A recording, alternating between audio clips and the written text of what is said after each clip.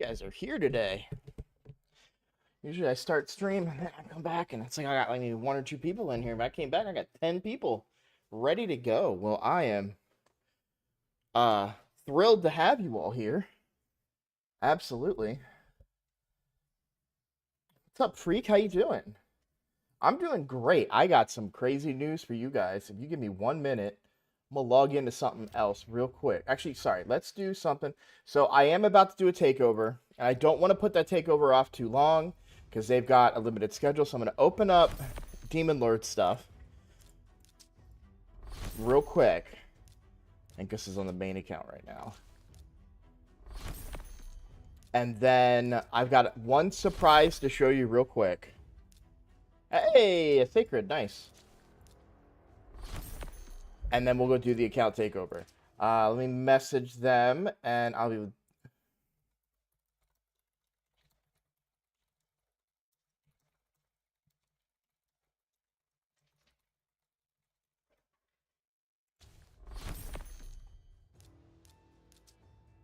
I've got chat blocked right now. So for those of you joining, saying hi, Okay, cool. He's good to go.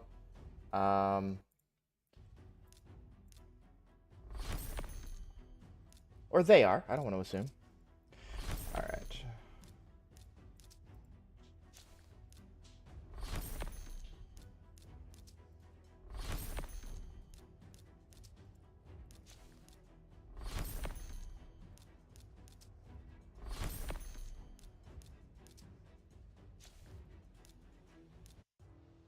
All right, while these quick battles run, let me block the camera really quickly. I'm going to log on to a third account. Maybe. My RSL helper is acting up a little bit, so I may only be able to log in to the account takeover when I'm doing it, but that's fine. I try to keep one of my accounts up so I can use it as a reference point, but we'll see.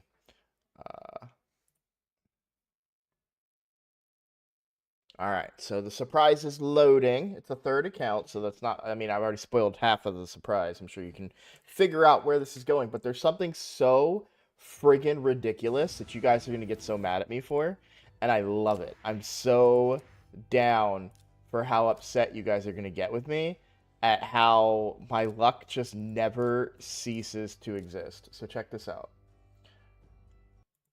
All right, so this is free to play Ninja Block. All right, I've been playing this a little bit last night. But if you notice, I have events, and I don't want to spoil anything, but I have events. I don't have all of the tournaments. I only have the one tournament, the novice tournament right now. No, I did not get Geomancer. I wouldn't be pulling Ancient Shards yet. I would wait. But check this out.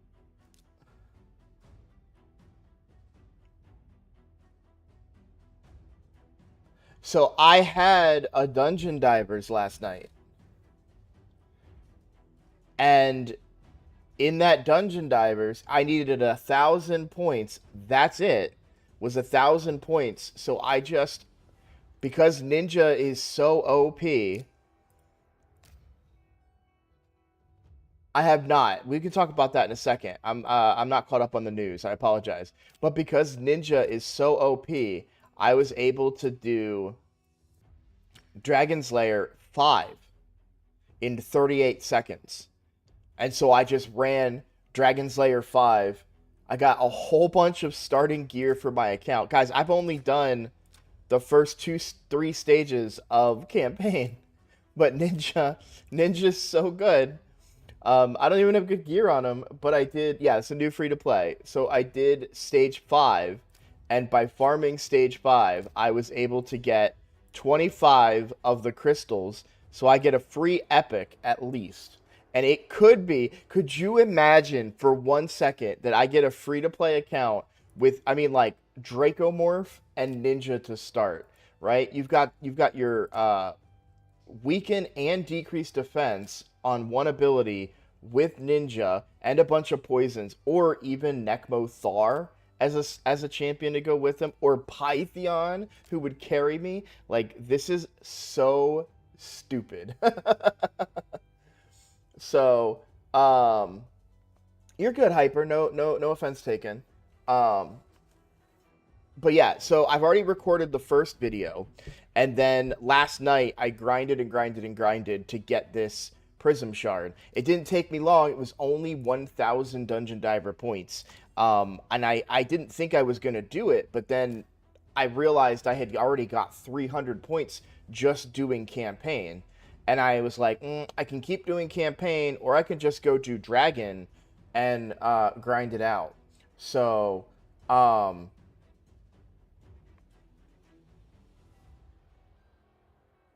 My ninja returns accuracy has also hit that dungeon diver max.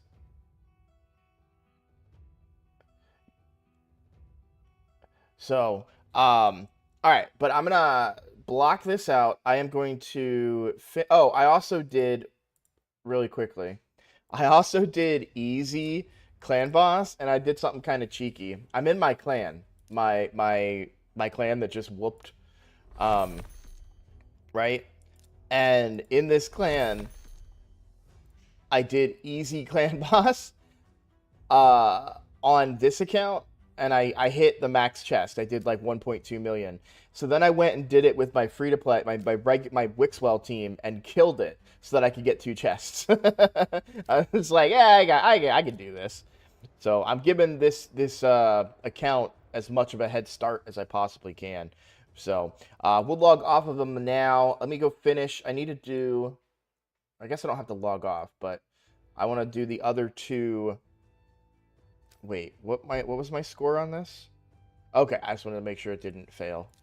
Let me do these clan bosses now so my keys are on proper timings and I can get that third and fourth key without Oh, no.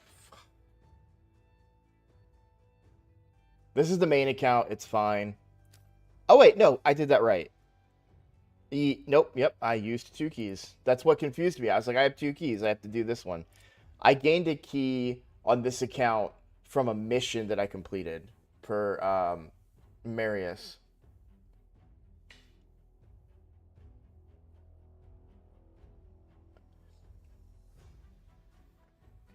They always have set a minimum for tournaments like that, and they kind of have to, because I've done it on a free to play account where I had like 5 points once. Nobody did the difficulty, or did the tournament, and my free to play won the tournament with like 20 points or something. And so that was a regular tournament. Tournaments that have really good rewards, they're gonna set a minimum. They don't want to give some random account just free stuff. They want to make sure that they're playing. And I don't think there's anything wrong with that per se. All right, let me block out my screen. I'm going to log off of the Ninja account at the very least and get logged into the account that I'm going to do a takeover on. So this is a clan member. That sounds really weird when I say that like that, I guess, but they are a member of my clan, and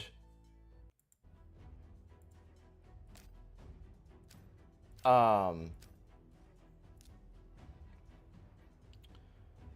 we're gonna do their takeover. Can you message in chat in the YouTube chat so I know what your name is, Raidzen, in YouTube while I figure out my life here?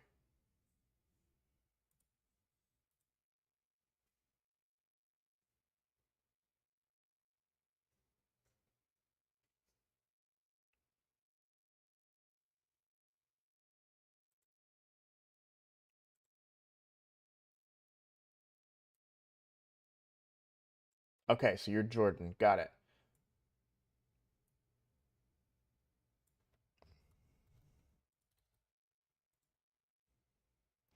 Okay, a couple of things. This will log you out if you're logged in right now. We cannot be logged in at the same time.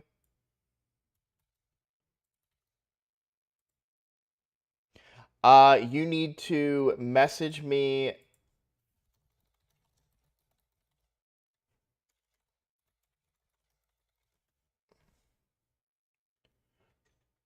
I messaged you in Discord what I need, but I need the code.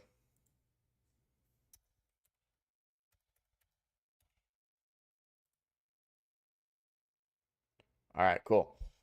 I am logging into your account now. We're going to open up the screen here in just a second, guys. Thanks for your patience.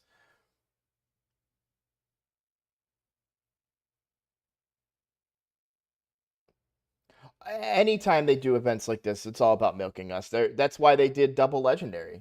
You know, that's the whole reason double legendary exists as a thing, is to try and get people to blow their sacreds before something else comes up.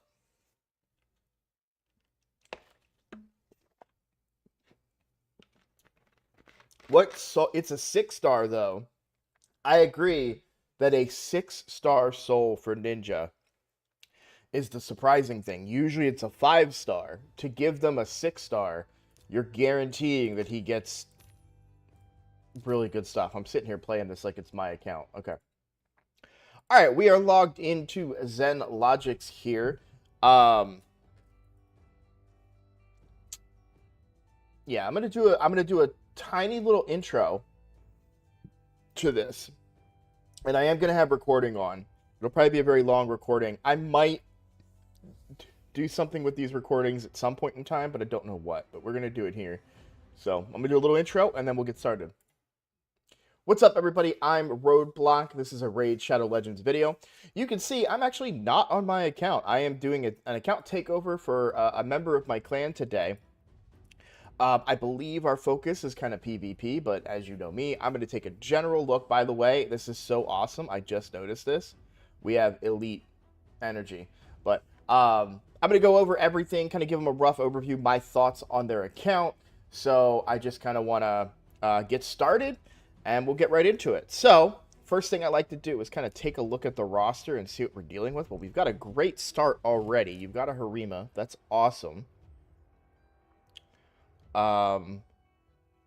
We've got Artak, we've got Ronda, so you've been playing for a good minute here. Okay. I don't see UDK, so you're probably started at Ronda, if I had to guess. And then you've got Artak, Sun Wukong, and Chronicler Adolin. Great roster, by the way. Like, this is a very, very deep roster. You've got one of the top PvP meta champions. You have one of the best cleansers. You have one of the best attack nukers. You have my favorite champion visually. He's a little off the meta now, but still absolutely gorgeous champion. And a really, really great ally protector as well. So you're looking good. Your roster looks really, really good. Let me take a look at Harima's gear. Okay. Interesting. Look at your gear as a whole.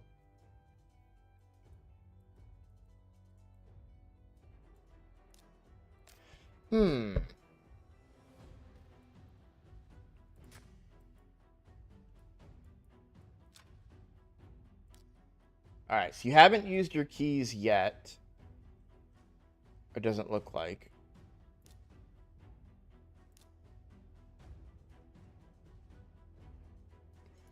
So I can assume that this is your clan boss team. So what do you usually... Oh, okay, here we go. I feel my roster is good, but my ability with them is poor. Your words, but I could agree with that a little bit, and that sounds mean to say, and I don't mean anything by it. The reason I am so quick to agree with you here is because I can tell by your gear. You've got a lot of blue gear. You've got some low speeds on champions. For example, your Arbiter is only 191 speed. With a roster as deep as yours, you should be a lot faster. And we're gonna tackle all of that here today. So I'm kind of getting a feel for your account. Okay, yep. It looks like you're doing the right things in the right areas. Um, so, first things first, there's a great comment in chat talking about Fushan. Um, he makes good for an unkillable team. However, you don't have. Ooh, wait, no, yeah. You don't have the other pieces of an unkillable team. So, um, I don't think you have to use Fushan in Clan Boss. In fact, I think you're going to be fine. What I think is a real problem for your account overall is speed. So I say that because when I look at Arbiter, uh, you know, only 191 speed, right? Is that what I said? Yeah, 191 speed. That should usually be your fastest champion. You've got 180 speed on your Python. You're doing a great job. I see speed boots. What are we looking at for chests? Yep, HP percent. Okay, so this one's a little trickier here. Uh, you should build champions to their strengths. Um, that's a good point. Yeah, we'll take a look at the vault, but I don't think they have anything too crazy. We'll organize this just by legendaries and see what legendaries you have. Yeah, I think what you do have built makes sense relative to the stuff you don't have built. You've got Python. You don't really need any other support champion. This is a really, really solid roster. Great starting area for a lot of stuff. You also have the combo. I don't remember what they do, but I know they combo. Sissia, Flame Tongue, and Cardial combo together. Congratulations. That's not a lot of people at like our time in game have that. So that's really cool. You're going to be able to do a lot of work with that. But let's talk. Where do you want to start? Do you want to start Arena? Do you want to start Clan Boss?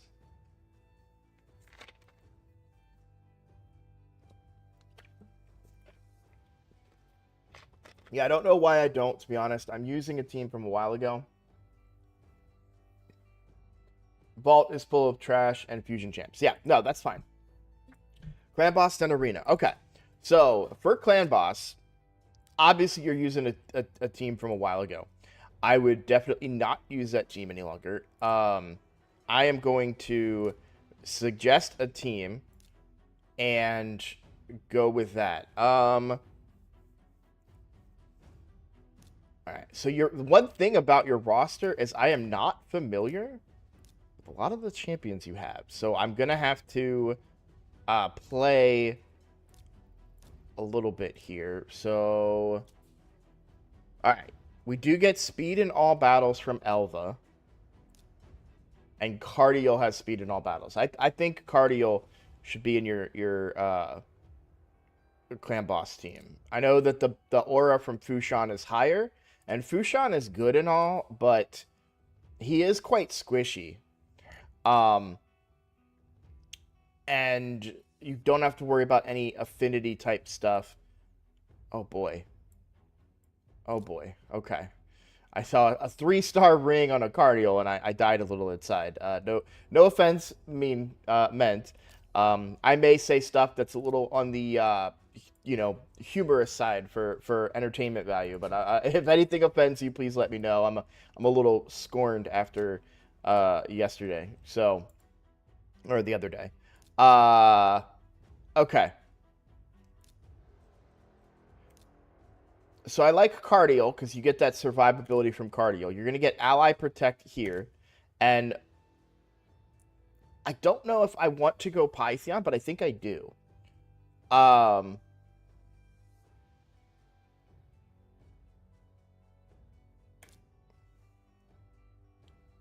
So I really want Korrigar for the Ally Protect. I want Cardial, and I want Python for cleansing and block damage, or block buffs. So then it comes down to who I want as your damage dealer for Clan Boss.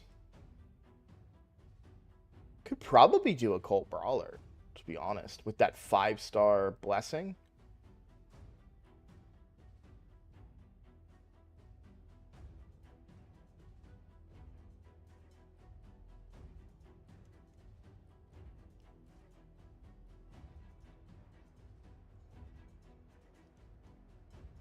Man, if you had Demitha, I could make you an unkillable team very quickly. But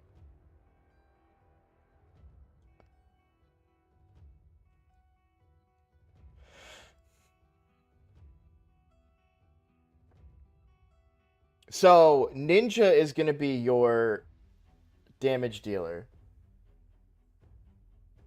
Yeah, that's I mean, Revolver. We're on the same mind here. So we're gonna use somebody temporary in the meantime, but I think Ninja will do better than most of what you have here on your roster right now because Ninja scales so well against Clan Boss, and he's gonna have really good survivability in this team between cardio, between Pythion's damage reduction, between your ally protect. I think Ninja will put enough damage out to probably solo the boss, so to speak. Um, I'm mostly looking now to see what I would suggest in the meantime. You're right. We do need to decrease attack. So, all right.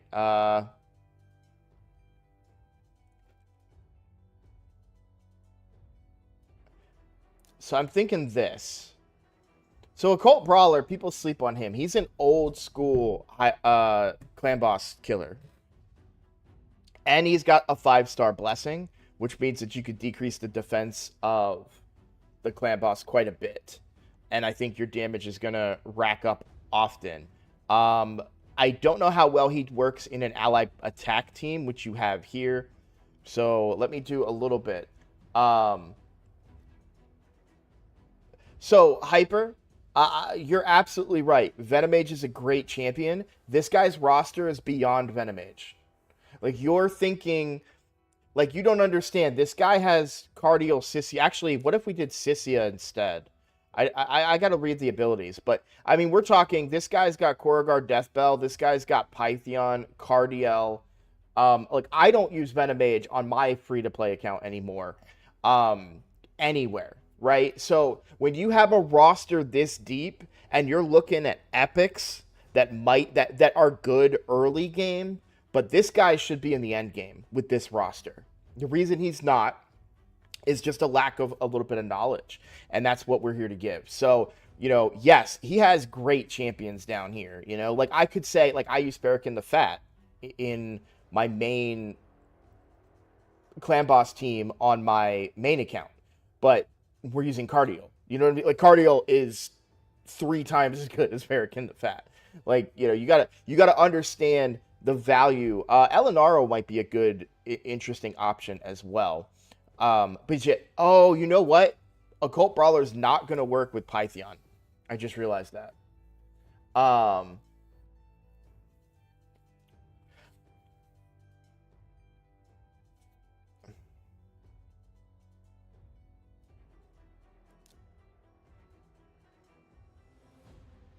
that was a good point. So somebody in chat pointed out a really good thing that we could get both decreased defense and weaken out of Razin, which I agree with. I know Cardial is going to keep us alive. I've never used Cardial, so bear in mind I don't really know how he's going to work. I don't think I'm going to do any of your re-gearing, so I tend not to like to do that because if I break a team somewhere, or obviously it doesn't really seem like you have any like crazy good teams or anything. Um, you were using Godseeker for extend buffs. Yeah, we could definitely use a buff extender. Um, I don't know that I really my goal.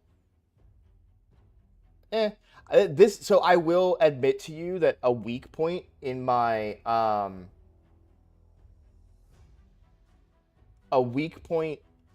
knowledge base is killable teams. I was at Wixwell's easy to build, but like a regular killable team is difficult. So I'm going to keep Cardio in the team because you have a speed or a lead. That's going to be very helpful for you. Korrigar Deathbell will give you very good survivability. You're getting Strengthen and Ally Protect. Now, the reason I was thinking Pythion was so that you'd have his passive damage reduction, but I don't know that we can necessarily fit that in. An occult brawler is really good, but what occult brawler does is he puts debuffs on himself, and then at a certain time he takes those debuffs and puts them on the clan boss, and they're very strong. I actually kind of like this. Double ally attack, and then if you have a ninja in here, you're gonna do pretty good as well. So I am just gonna call this kind of Roadblocks team, just so you have an idea. But I'm gonna go look at their. I'm not gonna test the team or run the team or anything like that, but I get where you're coming. So like Skull Crusher. Basically, you have better champions than each of these that you currently have here. So, like, for Skull Crusher, Korugar is a better Skull Crusher, right? As far as buff extension, let me look, because I don't know a lot of the champs on your roster I've never really had before. So, other effects, positive effects, increased buff duration. Yeah, just Godseeker is the only buff extender that you have, and that's a great idea. It's very good for ally protect teams. Absolutely. Nick is saying Harima. Ninja would replace probably Sissia Flame Tongue, if I had to guess.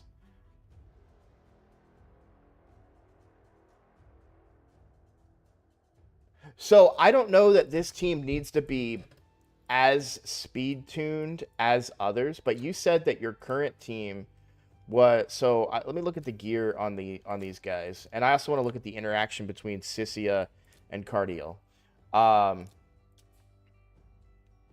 Cardiel looks to be like one of your faster champions too, which is good. Speed, you've got him. You're over crit rate by quite a bit. Well, 6% is not that bad, but it looks like you like to run a lot of crit rate gauntlets. That's really good for like a brand new account, but I would start to get away from that a little bit and start looking for crit damage gloves on your nukers. Maybe not Cardio, but your big heavy nukers. Yeah, you're running. Attack gauntlets are only good for one type of champion. That is a bomb champion. You do not want to have your nukers like your Sun Wukong in attack percent. What do we got on the build for Razin?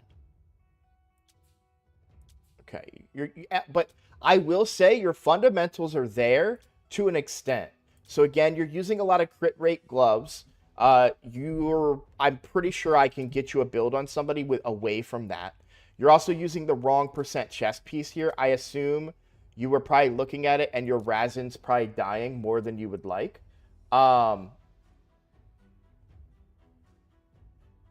Sure, Hyper.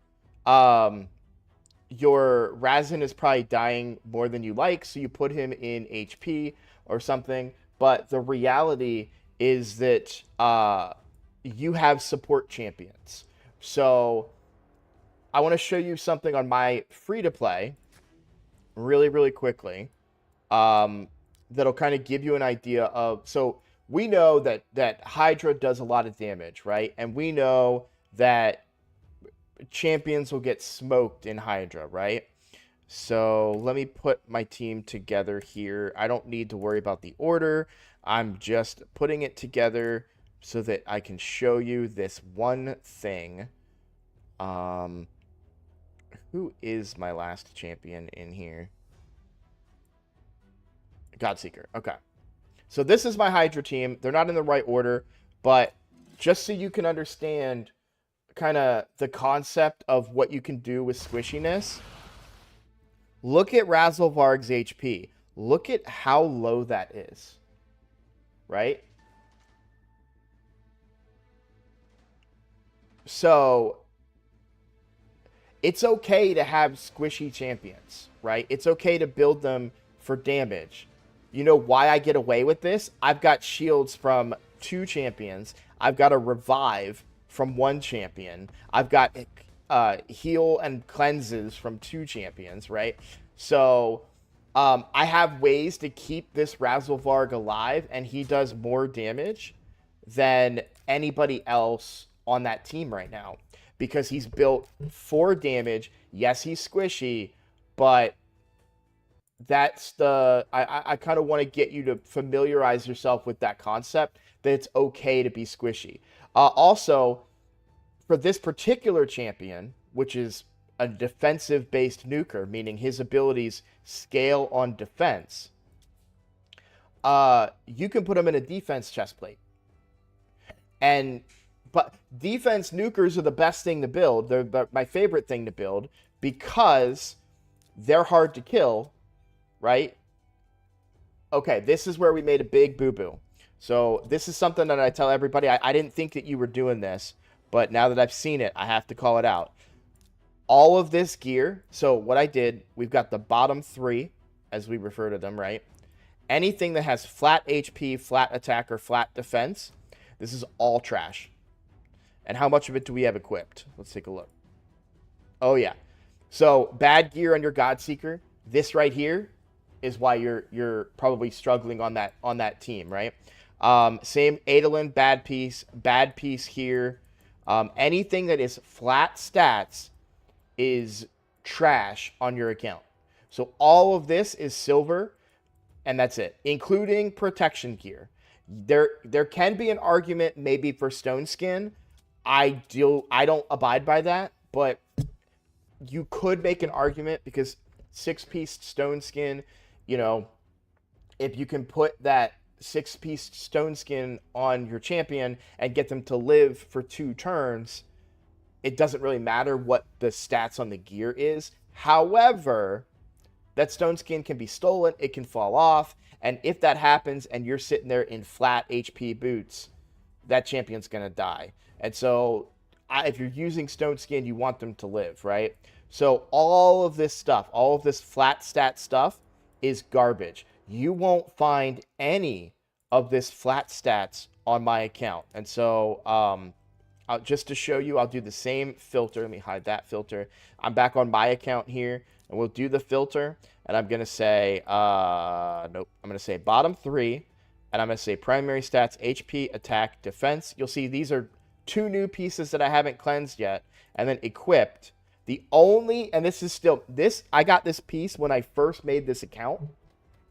It is still on my speed aura lead at the time and my increase attack champion. I've never changed it. She's still level 40, so her piece is on there technically.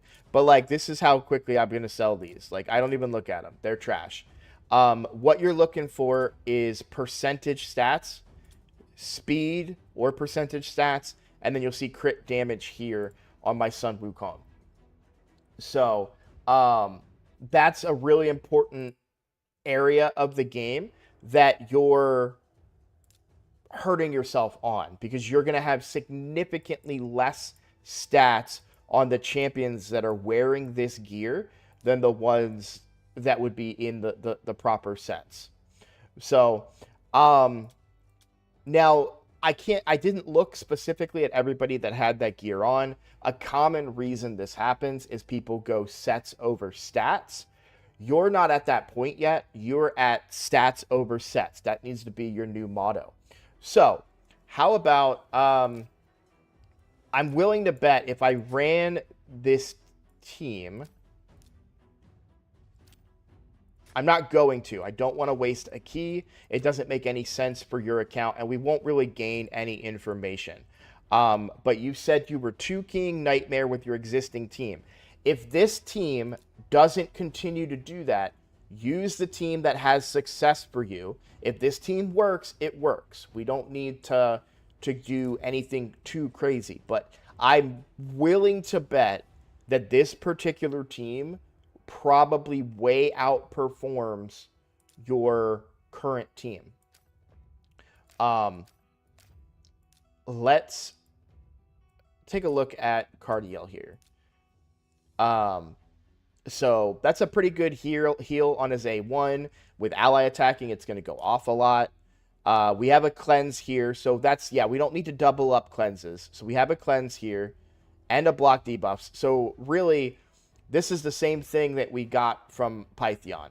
The only thing we don't get is the passive from Pythion, but we also have Revive on Death, so I think we're fine. Then we have increased crit rate and increased crit damage. Now, if you wanted to min-max, and I don't want you to do this, but for future thinking, if you wanted to min-max and you think you can keep this buff up at all times, which is hard, it's a 4-turn cooldown, you could theoretically run everybody at 70% crit rate. But I don't recommend doing that.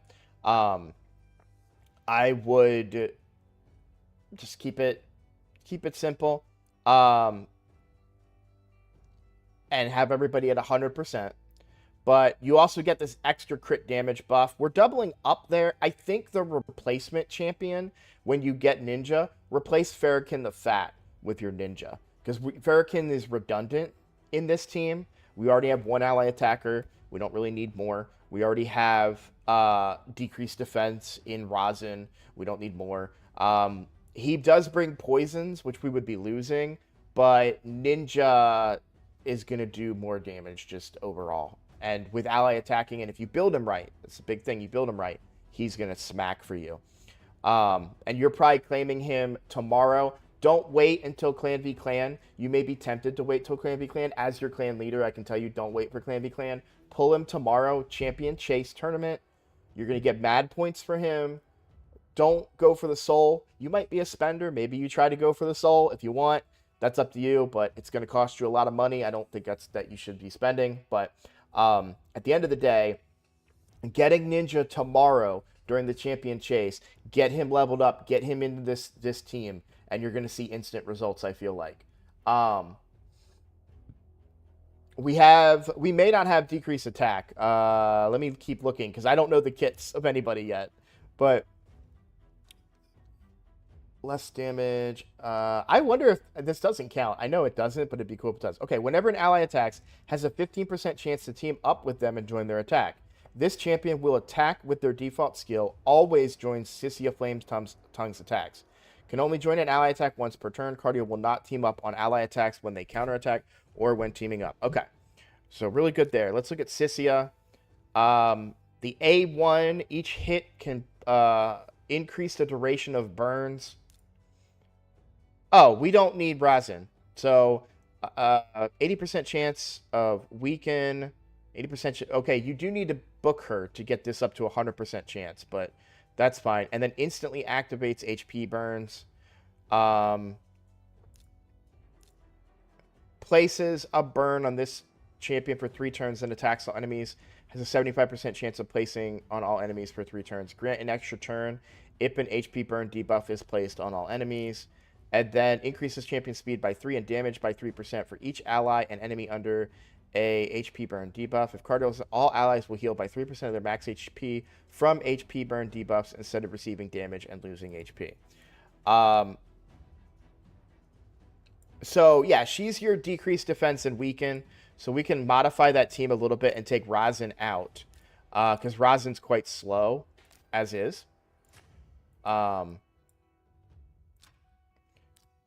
And so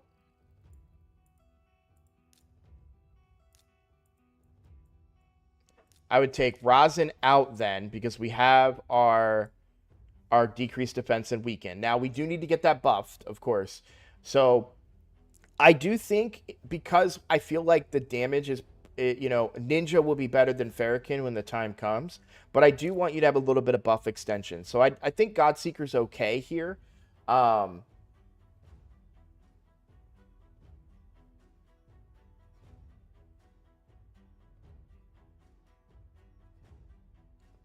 Breaks on turn 17. Yeah, I can take a look at that later.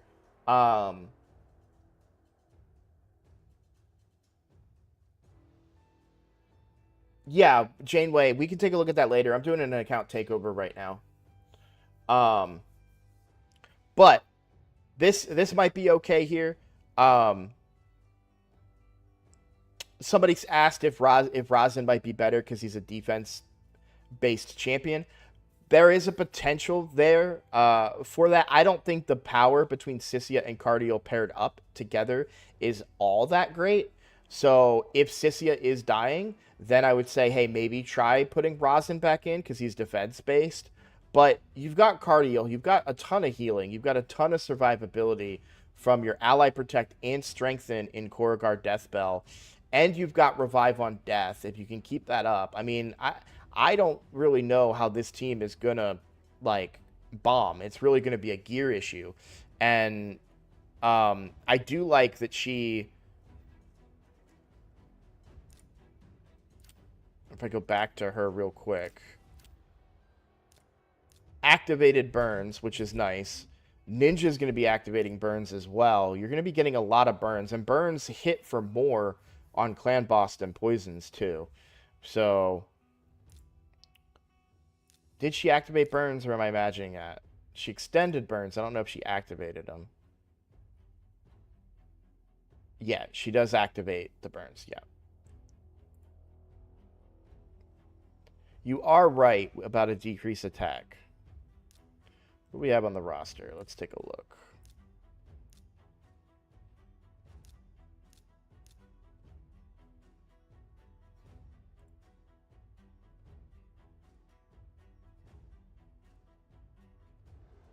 Yeah. Yeah. So you're going to play around with this quite a bit. Killable teams, like I said, are not my specialty. I'm going to be absolutely honest with you and be clear about my weak points.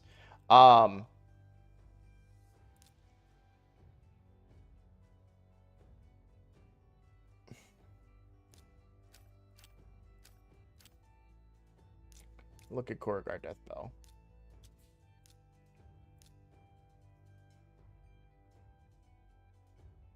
We have a ton of cleansing on this.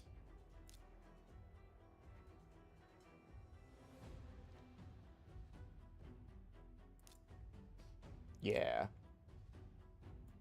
Really good. You'll get good damage out of this Korrigar, I think, too. Because he's going to counterattack a bunch. Build him tanky, of course. I see you've got him in a destroy set. You went with a defense chest. And again, you're using crit rate on a lot of champions that are not nukers as well.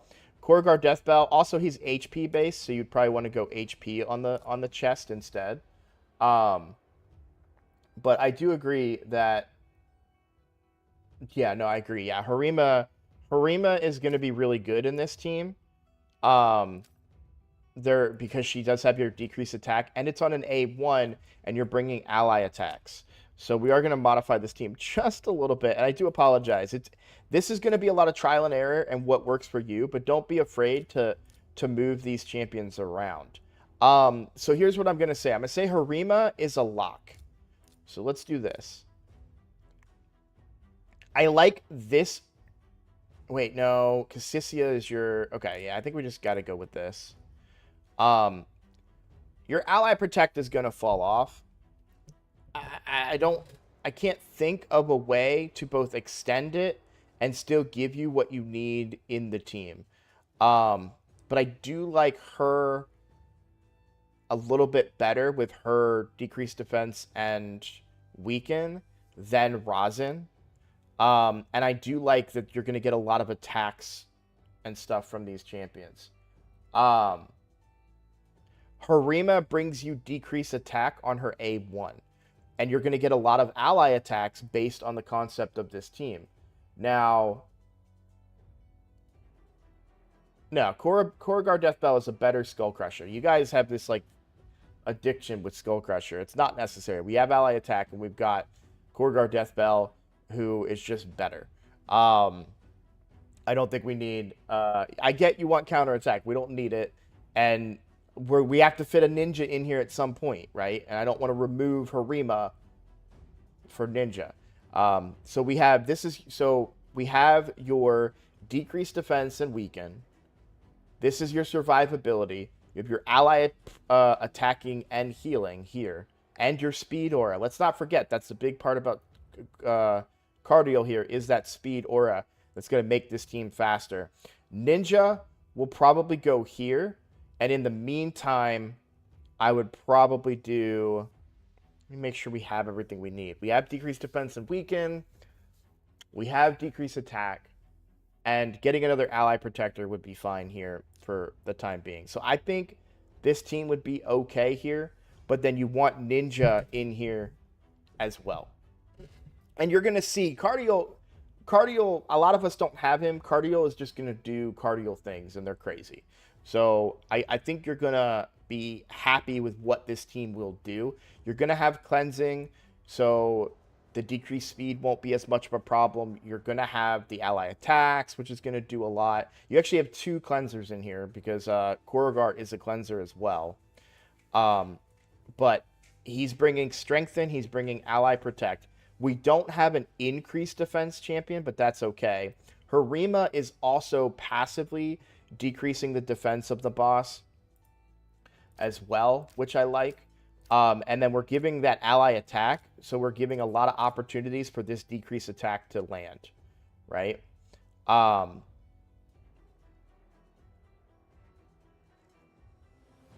But this right here is going to decrease the defense of the boss up to 30 and increase her defense, give her some survivability as well.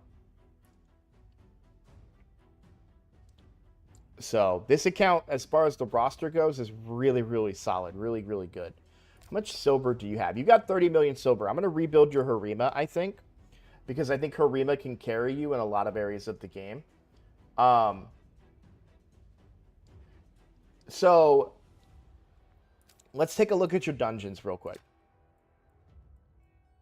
So we're doing Ice Golem. Okay, so do Ice Golem at stage 20. We're looking at a 3-minute run on stage 20. The reason being is your wave clear. You know what's going to fix this very, very quickly, and we'll show you here on my main account. Because the boss itself is not long. This is I said main account. This is my free-to-play account. So this is a 1.5-minute run. And that's because I'm going to rebuild your Harima, and I'm going to rebuild your Sun Wukong. Because you're using Sun Wukong as your wave clear. I don't know why you're using Magnar here, if other than for wave clear, but you have better boss damage. And for the hard version, in fact, yeah, for hard version, you're probably going to be...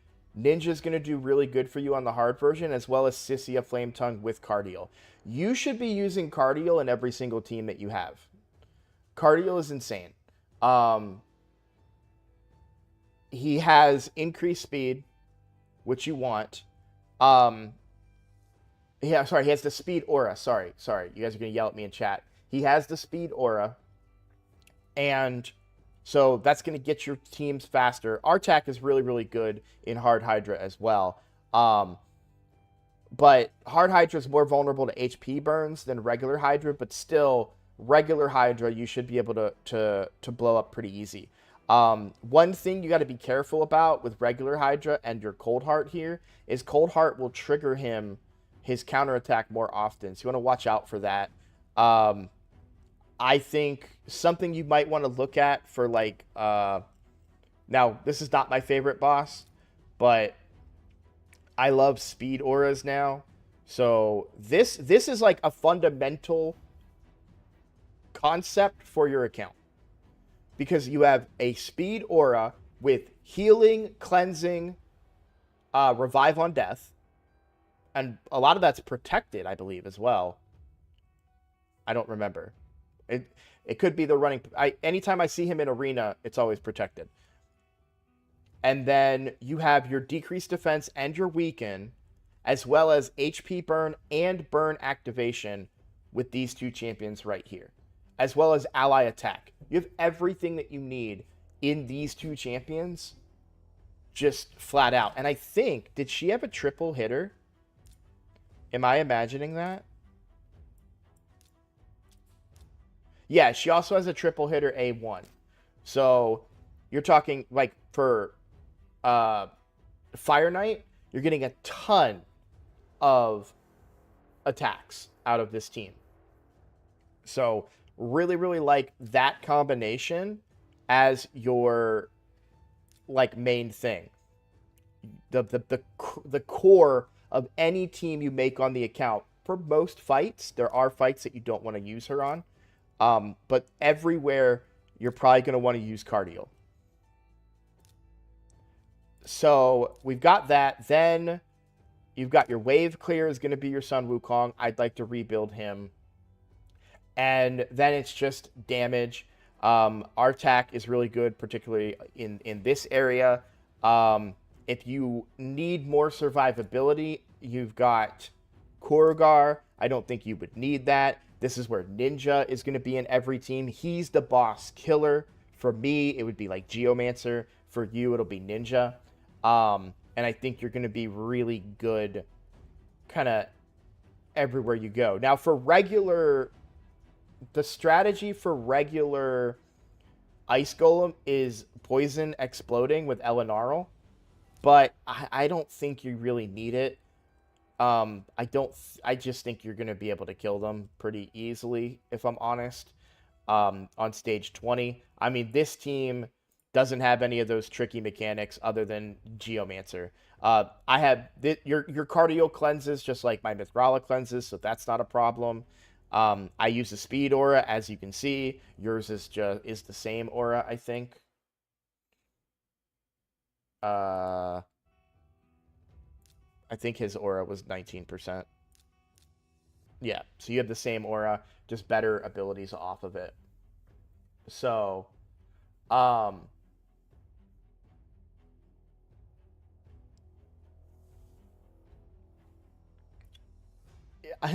understand. I mean, you guys are nitpicking quite a bit, and I hear you, but I mean, weak affinity, you're gonna have weak affinities. You're talking, yeah, maybe the decreased defense and weaken doesn't land every time, but I'm not worried about that. We're not farming. We're trying to get to hard. This account should be hard.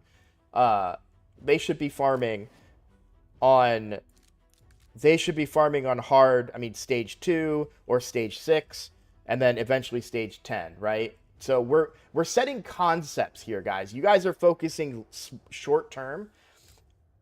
This is a roster that has Cardiel, Sissia Flame Tongue, Korugar Deathbell, Pythion, Harima.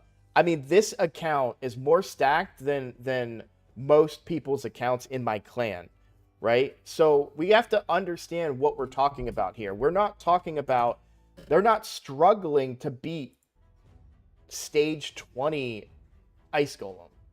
Like, this isn't a challenge for them. In their account, they have a team that works. We're trying to speed it up. We're trying to do the give them the advice to make this faster, not necessarily that they can't kill it, right? So there's concepts. Yes, there's going to be weak affinities. Yes, there's going to be burns that don't land, things that don't happen. But at the end of the day, all that means is the run takes a little bit longer. But we're still going to kill the boss. I'm trying to set very simplistic routines for this player to use because they don't necessarily know the ins and outs, the deep details. So let's keep it basic and broad spectrum, right? You're welcome to disagree with me, but in my opinion, as always, my channel is all my opinion, the combination of Cardio and Sissia Flame Tongue on an account like this is so powerful because you're getting free ally attacks, you're getting healing, you're getting cleansing, you're getting speed auras, you're getting decreased defense and weaken. Using those is going to dramatically improve the performance of this account relative to what it's already been doing. And we're talking about stage 20 Ice Golem right now, which is pretty friggin' easy, okay? So if we continue talking and moving on to other dungeons, so let's go over to Dragon's Lair. Now, oh wow, yeah, see, the fact that you beat stage 25 is great news, but I'm willing to bet that the reason you're struggling here, you have no wave clear. You're also bringing Kale. You've got way better champions at this point. Kale is retired. You're bringing Frozen Banshee. You're bringing Frozen Banshee for the boss, I assume, right? Because Clan Boss and Dragon are very similar. Um, but the reality is that Frozen Banshee is not going to do anything for you on the waves, and that's what's taking you so long, is the waves. So we had a similar issue with, you should be doing this, by the way. You should be able to do this very easily.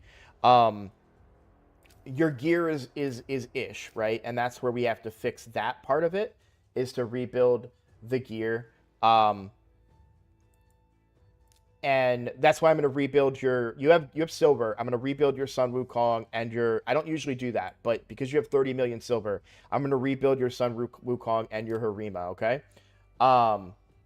As long as you're okay with that. But wave clear is a problem for you, and I had the same problem on my free-to-play. So we're back on my free-to-play here, and you'll see I'm farming now on stage 1 of hard. And it's a 2-minute run, which isn't fast, but what I have done to switch it up is I now have... Armand's is my wave control, but my wave clear is Sun Wukong, which is why I want to rebuild him for you. He's going to be really good wave clear for you. Affinity will matter for him because he's not going to, you know, if you put him into... Magic, he's not gonna, you know, do as well, but I still think he's gonna be better wave clear for you than most other areas of the game. My boss killer is Newt. Your boss killer will be Ninja. So you know, you're kind of swapping those in. My cleanser is Mithrala. Your cleanser is Cardial, who's better than my Mithrala because he brings more stuff to the table, right? And then Sissia Flame Tongue just is your decreased defense. My decreased defense is Ugo. I get weakened from Newt. So I'm doing 2 champions to do what 1 champion does for you, right? So this kind of gives you an idea of the concept of my team and how it is related to your team. So Cardial would be in your lead. You don't have Armands. That's fine. That's okay. But you don't need him for what I'm doing. It just makes it easier because I have that crowd control.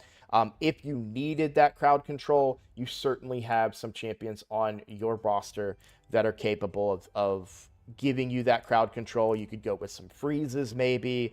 I wouldn't necessarily I don't think you need that, but you could. You could also go with the stun here, but this is not especially reliable, if I'm honest with you. It's not 100% stun like some other stuns are. So I think you're going to be just fine just running a team. You'll probably take a few hits. The provoke is another thing you could do, right, if you really wanted to. But I think you'll be fine with what you have. In fact, you'll probably use a Harima in most of them, and there's your provoker right there. So that's going to give you the crowd control that you need. So let's continue on to... Yeah, I was going to say Harima would be your provoker, exactly. Fire Knight is 5 minutes long. You're not using any of your ally attackers here. So you have... I see you tried. Or wait, no, this is the team I think I made. Yeah, I made this team. So this we're going to call... I'm going to get rid of this. We're going to call this the core.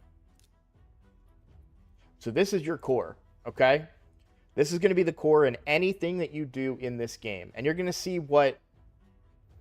Let me show you what he can do. So this is hard dragon. So the waves here are harder than anything else you've faced. I'm just going to show you what this team can do. Well, I'm a little low on energy, so I can't do a lot of these runs, but just real quickly.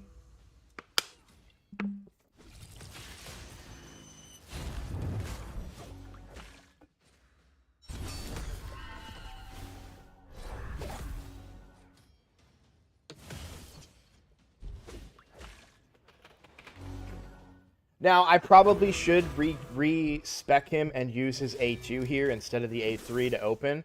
Yeah, I definitely need to do that because the timings are wrong. I think I said that last time I ran this team.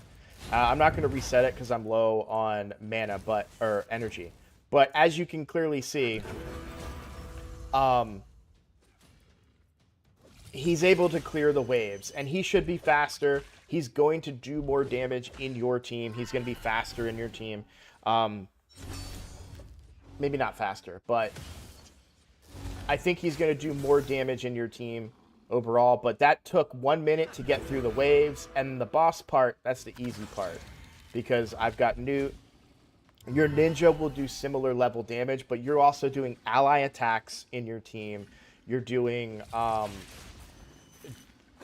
larger decreased defense with Harima.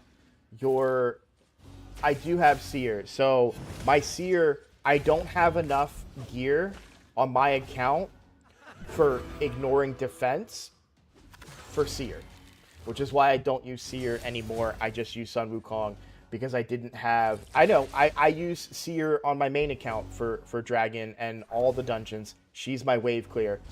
She's in Ignore Defense on that account. I don't have enough Ignore Defense for her and my Sun Wukong. So Sun Wukong is my Ignore Defense guy, and he's my wave clear guy. He'll go faster than this. I need to make that adjustment. And every time I do this, I never have enough energy to make that adjustment. But that's how it works. So obviously this is way faster than what you're currently dealing with. So that's why I want him in your core. Harima would be good as well in the core for you if need be, but this is more of a flex spot, and then your biggest thing will be on the back end. That's going to be your ninja. Ninja is a boss killer. Now, if we're talking specifically for Fire Knight, we're going to go the same thing. We want Cardial. That ally attack is going to get multiple hits. That's what we're looking for, right? So I am going to say you want to use your Cold Heart, all right? You're going to want to use... I don't think we have room to put your Armiger in here, if I'm honest. I want to put your Armiger in here, but I don't think that we can, unfortunately. And the reason that you put Armiger in this is his A1 decreases turn meter. So the strategy for this dungeon is to, once you break the shield, you don't let him get another turn, and you take his turn meter. That's where Cold Heart comes in. Cold Heart is a boss killer as well, but I think that Ninja probably be a little bit better. But the reason Cold Heart is good here, she has a quad hitter on her A1, so one ally attack from Cardial, you're going to take the shield down. Between her quad hitter, the triple hitter of your Sissia, right? And then the other two attacks, you're going to take that down. You're probably going to want Sun Wukong still because he's your wave clear. And that extra spot there could be for something. It could be for Armiger, maybe. But honestly, you're probably just going to be better off with Harima. And unfortunately, you're going to take hits in this team. That's not going to be great for your Cold Heart. So maybe Armiger is the play, but he has to be built right. And you're going to have a hard time getting the accuracy you need for the higher stages. That's where you're going to need freeze as well, which that's one thing other than your Carl that you're kind of lacking a little bit. Like freeze on an A1. Hopefully we'll get you some better epics. This is crazy that you have such a strong roster of legendaries, but your epic collection is relatively small. Let me look at just epics and include the vault.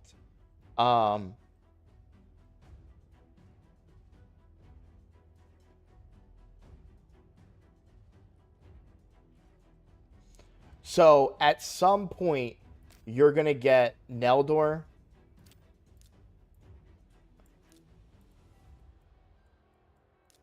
He's going to be really good for Hard Fire Knight when you get to him. And then at some point, you're going to get Cryodan. Also, freeze on the A1, good crowd control. So I use him on my main account, Fire Knight team. So my main account has more resources. So now I can kind of talk stuff here. Now, my main account, Fire Knight team, is not fast. It's still a 3-minute run, but similar concepts. We're doing ally attack. We've got, obviously, 2 newts. A little lucky there. But I've got 2 ally attackers, 2 newts, and a Cryodan. With all of these are doing freeze on the A1. So this is like a future team. Obviously not the newts, but Cryodan and Neldor can do it just fine. You've got 1 ally attack here. Eventually you'll get Lady Mikage, who's an ally attack, or you can just use your Fairykin the Fat. The big thing is going to be killing the waves. That's where your Sun Wukong comes in. I just choose not to bring a wave killer. That's just a mistake on my part. But what did we get? Nope. All right. So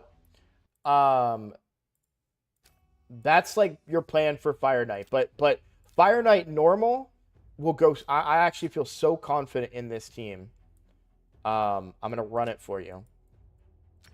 Because your current time is 5 minutes, right?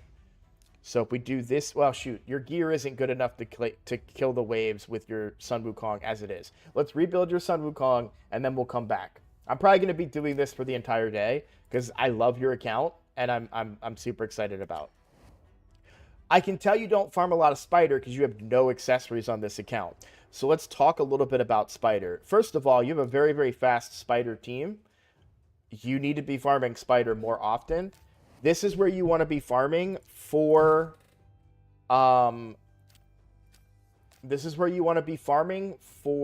Clan v Clan. When Clan v Clan is going on, I want you to be spending your energy not in Minotaur, not in anywhere else. I want you to be farming in Spider's Den. And the reason I'm saying that is if we look at your accessories, this is all the accessories that you have on the entire account.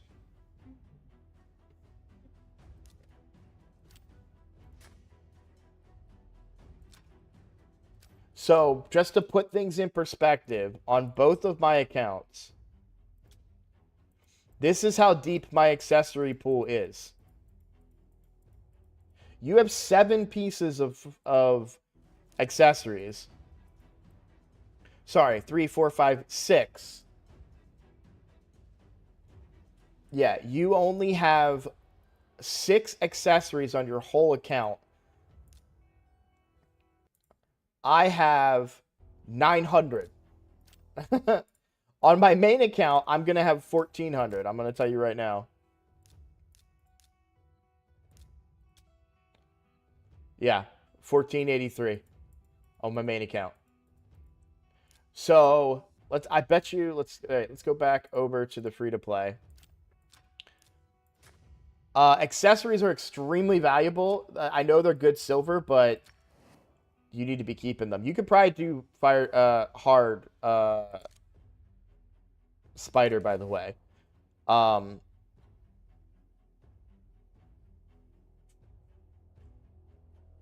But I bet you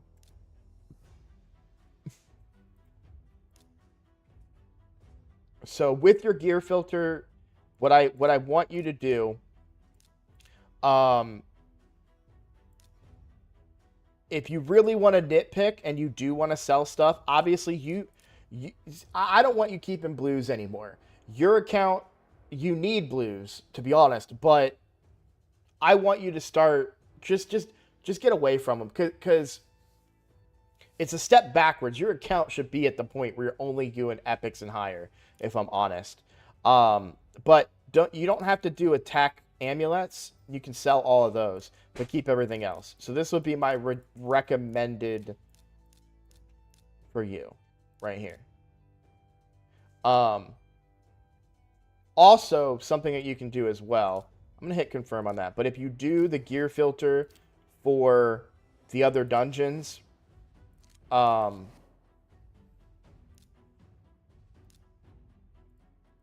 you can also do it where you're saying for the bottom 3 that you're going to sell the flat defense ones that we don't, the flat stat ones that we don't want. So that's going to get rid of that stuff off your account for you anytime you farm. So you won't need to look at any of that stuff. And yeah, they're pointing out in chat, accuracy banners can get speed. That's going to be super important for you because we're really slow on this account.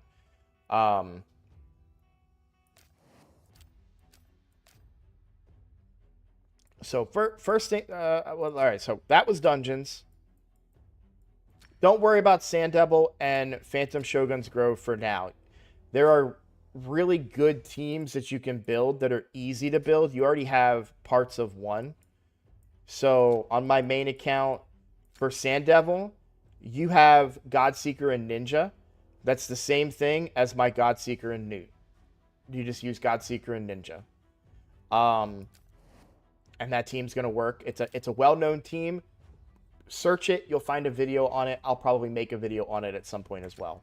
For Phantom Shogun's Grove, this is an all-rare team, but you don't have to run this team. You actually have several 3-turn cleansers.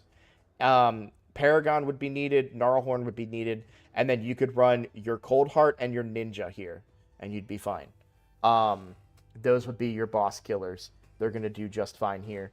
You don't have... But if you get a second Cold Heart, you could run double Cold Heart. Like, this is totally a team. If you build just this team, it's great. It does have specific speeds that you want to hit. I have made a video on it on my account. There's a lot of other videos about this team out there. So very easily you could find this. And it does it in 1 minute. So you'll have no... It's a little hard to grind up to it. You'll see I had some longer runs to get up there. But once you get up there and you get the speeds right, you're good. So I had to manual it to get it up there. But once I got to the final stage, the speeds were all perfect, and I was able to do it. So, but yeah, those are... You'll get there eventually. I don't think you need to worry about that right now. I think we need to focus on getting the core gameplay settled. The last thing is, yeah, Iron Twins, you're fine. Stage 10 is fine. You're going to use a lot of these mechanics. My weak point with Iron Twins is I've always had a Geomancer. At some point, you'll get Geomancer, and when you do, just pair him up with your Cardial, your Korrigar Deathbell, and your tankiest guys, and he'll just kill the boss for you. In the meantime, you can probably get away with Ninja, Cardial, and Korrigar Deathbell, and, you know, you just got to take those hits. Usually, the team you're using for Ice Golem will probably work in Iron Twins, especially now with post nerf. Yeah, sorry, I did say for that's a good point. Thank you, Nick. I'm looking at this in a certain light, and I'm forgetting about obvious things. So I do want you to keep Blue Gear on Spider because you don't have any accessories. That's mind-blowing to me. And I could not... it's so insane, respectfully.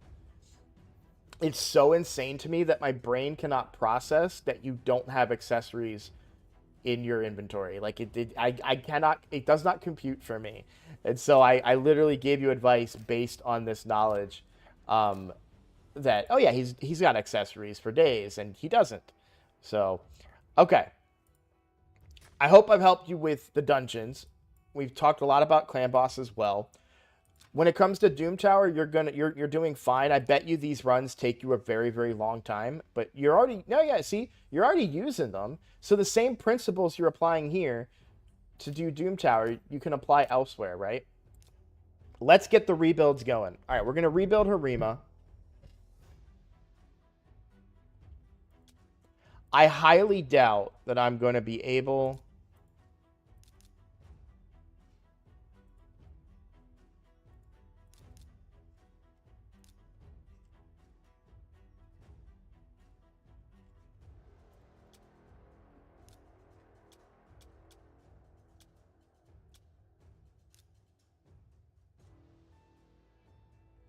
Okay. Let me check equipped.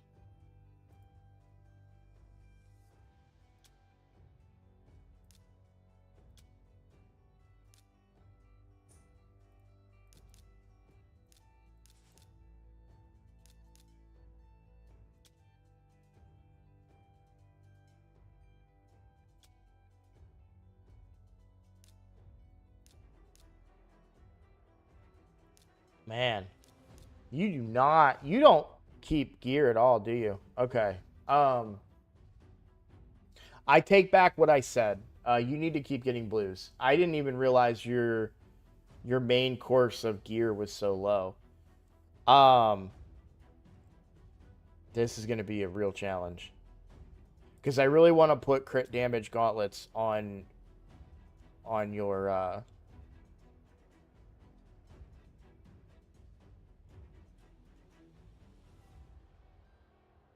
No, I really think getting Harima built here is important.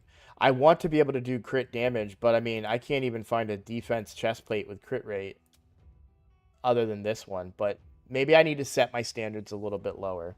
So let's start with crit damage gloves and go from there. Beautiful. Here we go. Now we're talking. Um,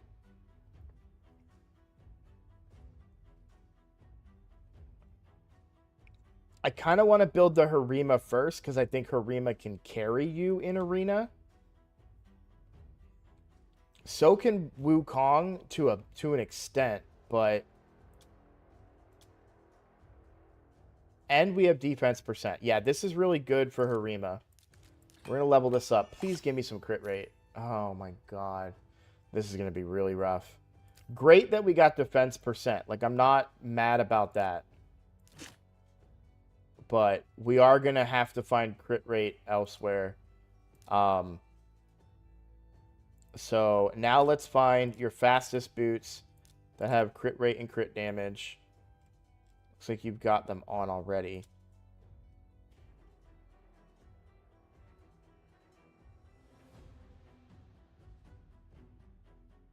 And is speed proc? Okay, yeah, this is getting equipped. This is better for Sun Wukong. I'm going to save this for... Wait, is it? Yeah, this is better for Sun Wukong. So we're going to save that one for Sun Wukong. I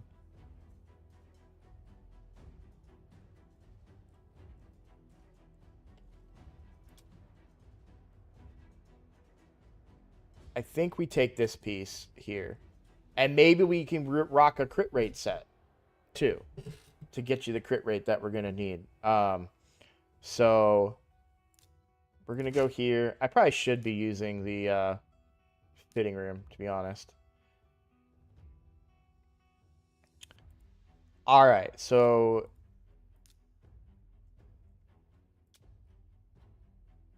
definitely going to have to use this. We don't have any other choice. That gives us some of the crit rate that we need. So now we're looking at the top 3 items. We can take off these stat limitations. We are looking for crit rate, crit damage, and defense percent, preferably. Prioritizing probably crit rate, and let's take off the set filters and see what we have to work with here. Give me just a moment.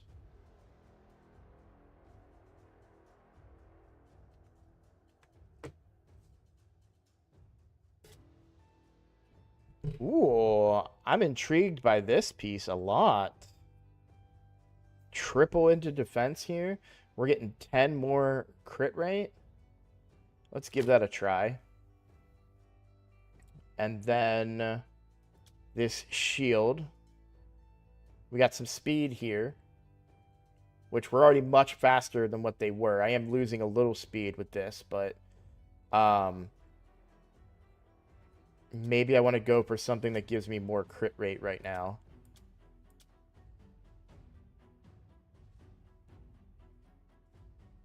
I like that this also gives HP. I would prefer speed, though, because we're going to lose a lot of speed with both of with these pieces here. But maybe that's okay, because we did make up for quite a bit of speed elsewhere. Let's wait and see. We're going to lose speed on... No, maybe not. If I take off the defense percent, that's going to let me look at weapons. So let's look at weapons. Let's try, and instead of defense percent, let's put speed. There we go. Now we're talking. Okay. Since we can't have defense percent, this is great. This is a great piece here.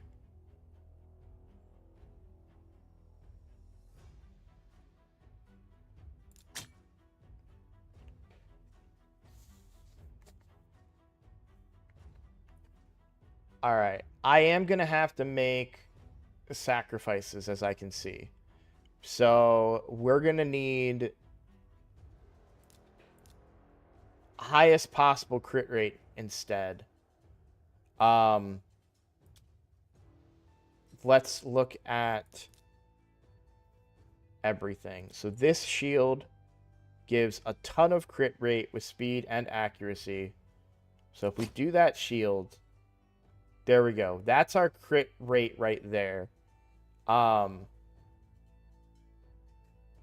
So I did give up quite a bit of defense here and a little bit of HP, but we're at 100% crit rate.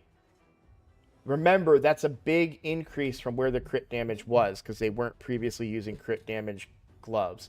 The speed is a little bit slow, but we can probably get you better accessories from a little bit of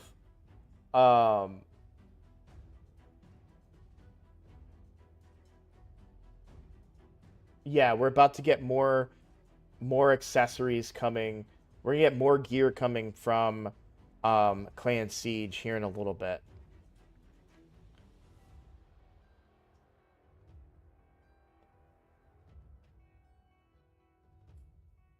All right.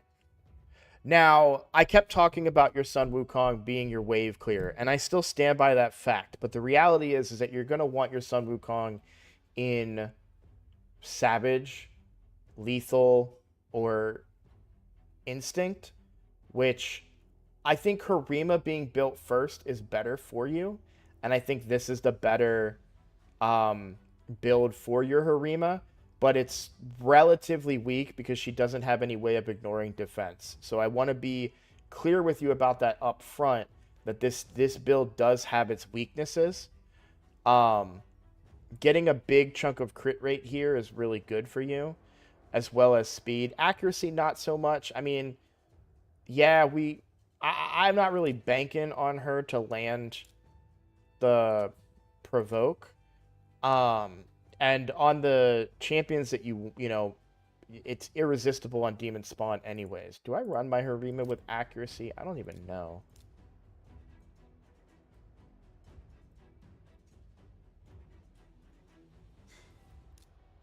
Yeah, I only have 122 accuracy, so I'm not really running accuracy. But eventually, you want this to be Savage, some type of gear that can ignore defense.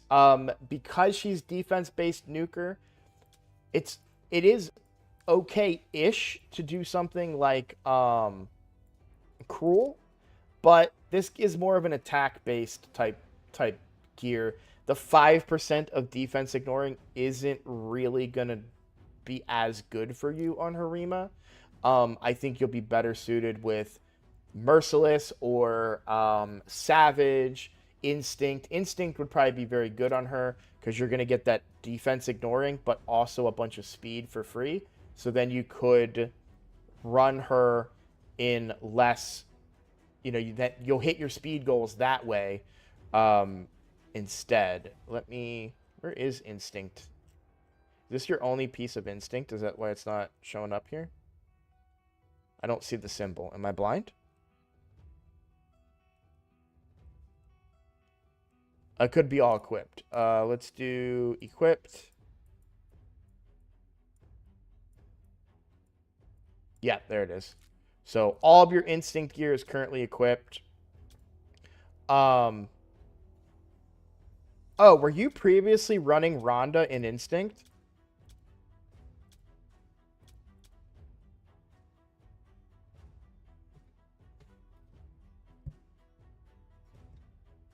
Oh, what's up, Alex? Yeah, I'm just doing an account takeover for somebody in my clan. It does look like you have the right mindset with Instinct, but I really want you to get away from crit rate gloves. Now, it's not the worst thing in the world. If you can run crit rate gloves and just focus on crit damage throughout the rest of the kit, it might be okay. So, for example, not attack gloves. That you need to get away from. But let's say that I do crit rate gloves. We've got Savage here. It's not good. Let me do this just for the sake of argument. I want to show you. Just show me the highest crit rate.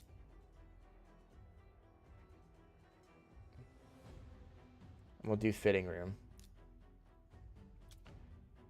Okay. So we're way over on crit rate, right? So then when we build the rest of the kit out, we can just look for crit damage, speed, accuracy, and attack percent. Because we have this now 38% of wiggle room. So we can get our crit damage elsewhere. This is a pretty decent piece, though, for Sun Wukong. And then let's take... I want to leave the accuracy, so maybe we...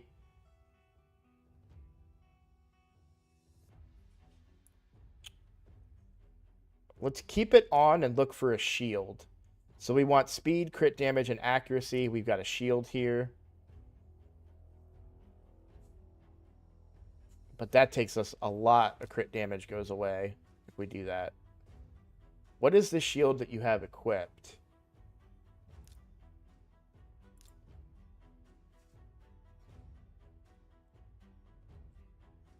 How am I filtering this? I don't even know. I don't have any priority stats.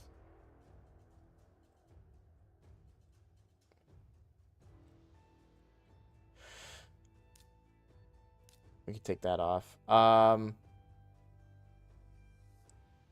like the weapon. All right, let's find a shield. So for a shield, I would want to do crit damage, of course, speed, accuracy.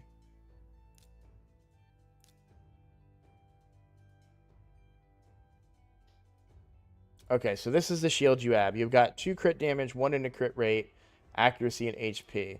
So if I did just crit damage, speed, accuracy, and you lose 12 crit damage, really, because it didn't roll?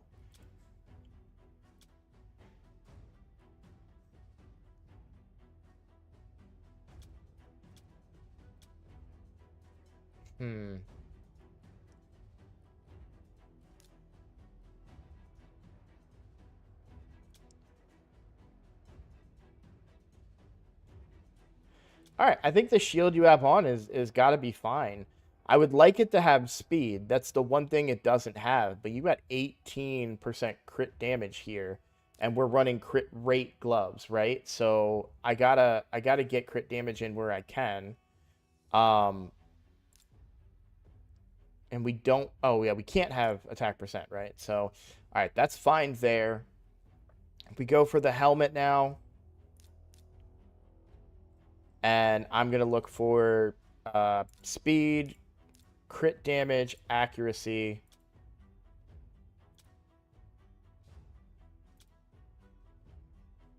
So there we go. We gain 5 crit damage and we lose some crit rate. And there we go. Now for the chest. We want to go attack percent. So I know I've been saying a lot about using attack percent chests. The one champion you do not need attack percent chest and you do not want to use attack percent chest is on Coldheart. The reason for that is because Coldheart is very squishy and all of her damage is based on enemy max HP anyways. So you don't need her to have a high attack to do her damage. Put her in HP, put her in defense, and she's going to be fine. You do not need to have attack percent chest on Coldheart. So I will easily take that off and not feel guilty about it at all.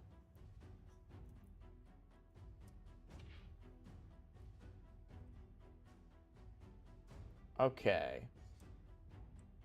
So to put it in perspective a little bit, well, I guess, you know, this is really low crit damage.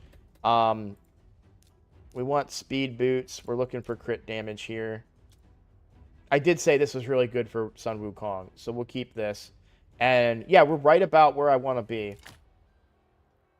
So 99% crit rate, 173% crit damage.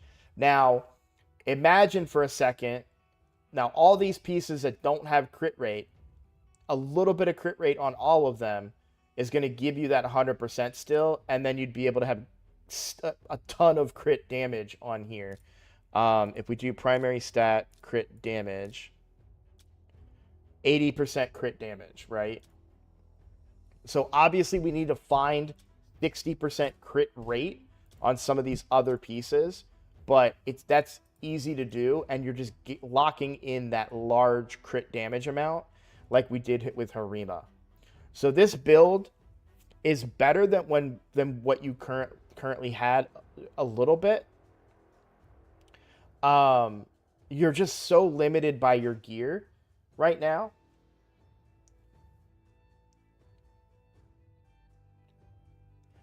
And having to use crit rate. Once you get more of this crit damage gear going, and the substats on crit damage gear you want to look at too, because crit damage gauntlets are going to be used for your nukers. So on my Sun Wukong here, oh, he's my first champion. I've got crit damage gloves. Again, I did get a roll of crit damage, right? I don't know if they have the materials to ascend it one more. We'll try it. But I'm looking for damage stats. So a little bit of crit rate, sure, but attack percent double roll, right? And then speed. So this is really what I'm looking for out of gauntlets on my... Now, I'm building this Sun Wukong for nukes. I'm not really building him for the accuracy to steal buffs. But I do go accuracy on the banner. So I'm kind of in the middle there. But you'll see all savage, right? Crit damage, crit rate. Crit rate. Crit damage, crit rate. Crit rate. You'll see I've got a lot of crit rate on those pieces. And I'm able to hit that 99% threshold with 276 crit damage. Way more than what you've got on your build. 190 speed is about the same as what you've got right here. In fact, you're faster at 203, which is good. My one thing, because speed tuning for arena is important too. And we're going to also rebuild your Arbiter next. And that's going to be difficult. But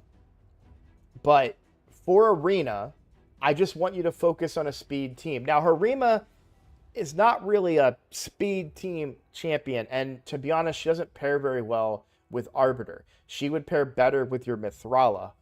But, so maybe we go for a team there. Maybe we go... Yeah, okay. I'm thinking we go Arbiter, Mithrala, and then double nuker with Harima and Sun Wukong. I think that would be pretty good for now. But eventually, you're going to get your gear up to this point. And again, this is why having this deep roster of amulets. You'll see I've got, crit damage here. Oh, what was your... I can't even look at your... It doesn't matter what your amulet is, because if it's not crit damage, I can't swap it out. All right, let's equip this. Okay, good. At least it's crit damage. We've got... You want this to be an attack ring. And then you went with a resistance banner. I would go with accuracy or attack here. I would not go with resistance. You don't really need Sun Wukong to resist anything. What's up, Luis? Let me see if I can ascend this one more. No, he's short the resources. But you can ascend this one more and get crypt capped. I don't think you're wrong at being at 99%. I think that's totally viable. I do it all the time on many champions. Your attack is a little low. You can ascend these top pieces to get that attack. Because you don't have an attack ring, that's why your attack is low there. Because you don't have great substats on your banner, it's pretty low there. So you'll get that made up for. But this is great. Attack percent on the boots. Where else did we find attack percent? And attack percent on the weapon. So you've got good attack percent rolls on two of these pieces. It's just difficult because we don't really have those crit damage gloves that I would like to get. We lucked out on Harima and got that crit damage here. So, which is good. As far as min-maxing, obviously you want to come in and enchant any of these stats that you need. Do not bother doing attack percent on Harima, and do not, but for Sun Wukong, when you're enchanting his gear, you can enchant defense percent as well. Like, that's okay. If there's any defense percent on the gear, you can enchant that. It just gives him more survivability. But on Harima, enchanting attack percent doesn't do anything. There's no benefit to attack percent on Harima because her damage is all based on defense. So don't waste your enchants in improving the accuracy stat of a Harima. There's no point, right? Helm Smasher. You're going War Master on your Sun Wukong. Don't do it yet, but when you get to Savage Gear on him, switch him over to Helm Smasher so he can ignore more defense as well. And Masteries on him, or not Masteries, yeah, use Soul Reap already. With Harima, I would use Soul Reap until you get a high enough blessing. The blessing that you want for Arena is going to be Crushing Rend, but you're going to want to wait until you get a higher version of that blessing. I'm going to let you open up your own siege gear. I'm not going to open it up for you on camera. But Soul Reap is good in the meantime because it makes you have a lower threshold for killing an enemy, which is really good. But ultimately, ignoring defense will be better with Crushing Rend. You're not wrong per se in Heaven Cast. Like, it's giving you more damage. But I don't think you're getting enough damage out of it. Yeah, Soul Reap until 6-star for Crushing Rend would be my recommendation. People placed both teams up. Man, I'm gonna get very heated, I think. I'm worried about this. But let's focus on your account. So to talk Arena real quick. Oh, actually, let me do your Arbiter. Arbiter should be quick to build. So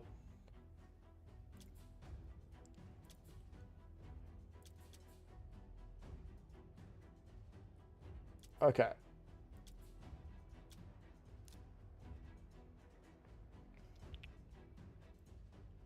Priority speed. Hide set filters. What's the fastest stuff you got? You're just building her as fast as you can. We'll do Fitting Room again, just to be safe. Try that on. Those are your fastest boots that you have. I'll include equipped, but I don't want to touch. I do want to go speed gear if I can. So I'm confused. This is Oh, because I completed that set. Do I want resistance or do I want speed set? I think I want speed set. So let's do this for now. We can always come back and put those boots back on later. So now show me everything else. What has the highest speed? This has... All right. I'm going to do something that I shouldn't do, but if you look, these gloves, first of all, they're the fastest gloves you have on the account, and they complete the speed set, but they're attack percent.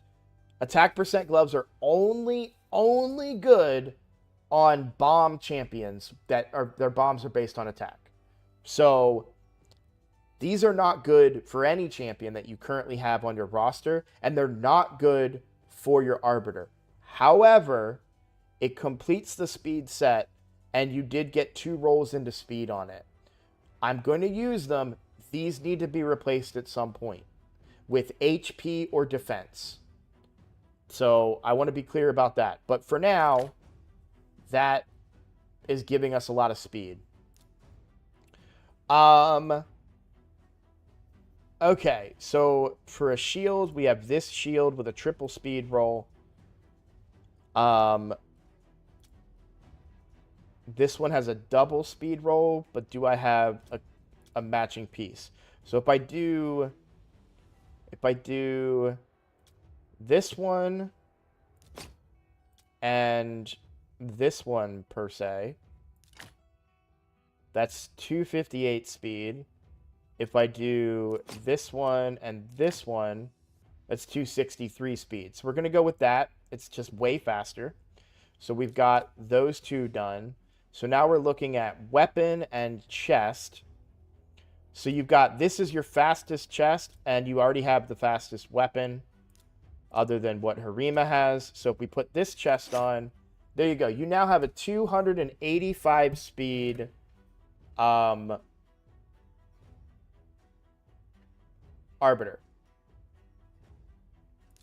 Oh, damn it. I hate it. I hate it so much. I'm so upset. I'm so mad. I'm so angry. You guys have no idea. I'm trying to stay calm, but I want to scream at the top of my lungs right now.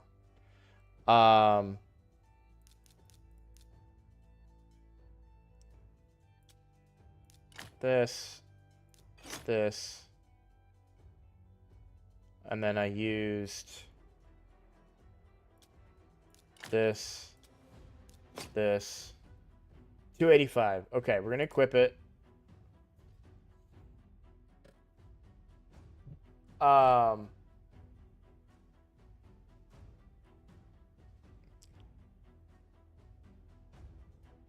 you saying like if I did these two? No, I think that would be slower than the combined set. This has a double roll in speed. This has a double roll in speed. So, and then you get another 10% speed out of it. So I think this is the fastest we can get currently, based on your gear. But this is fast. Like, this is pretty good. You notice I didn't pay attention to any other stats. Didn't pay attention to accuracy.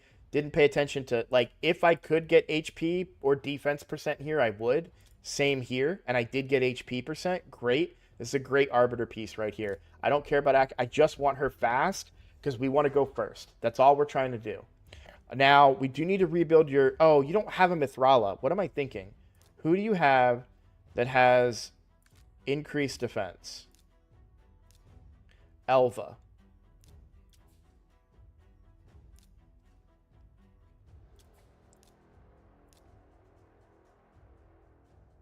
And that's on a revive. That doesn't count. So Archbishop Pinthroy. Increased defense. Oh, you know what? No, let's ignore that. Let's get rid of that concept. Let's scratch the increased defense for now. Which, because I don't have anyone that can do both increased defense and decreased defense. Right?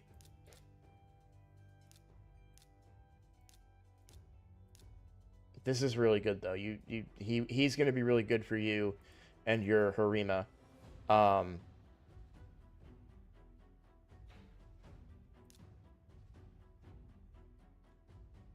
right, let's find a decreased defense instead because we will need that.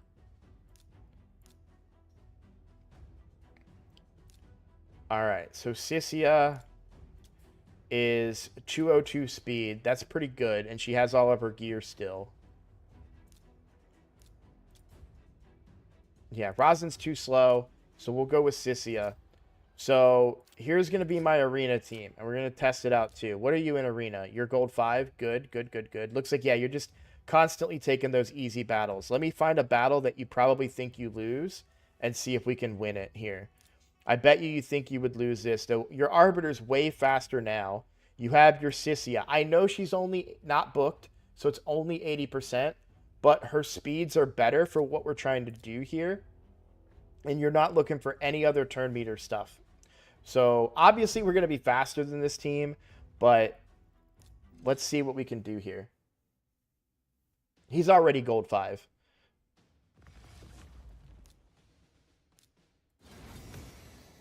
Okay. Oh, shoot. We're too fast. We just need to speed up the Sissia a little bit. So this isn't going to work great here. I'm actually going to do that. And then we would place The decrease, we only got the weekend to land, too. I don't even know what her accuracy is.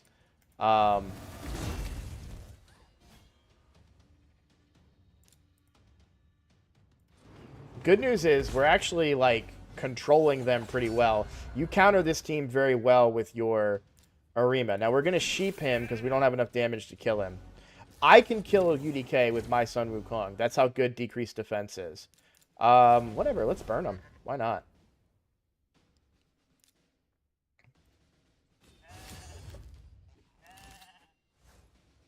Okay. Well, that sucks.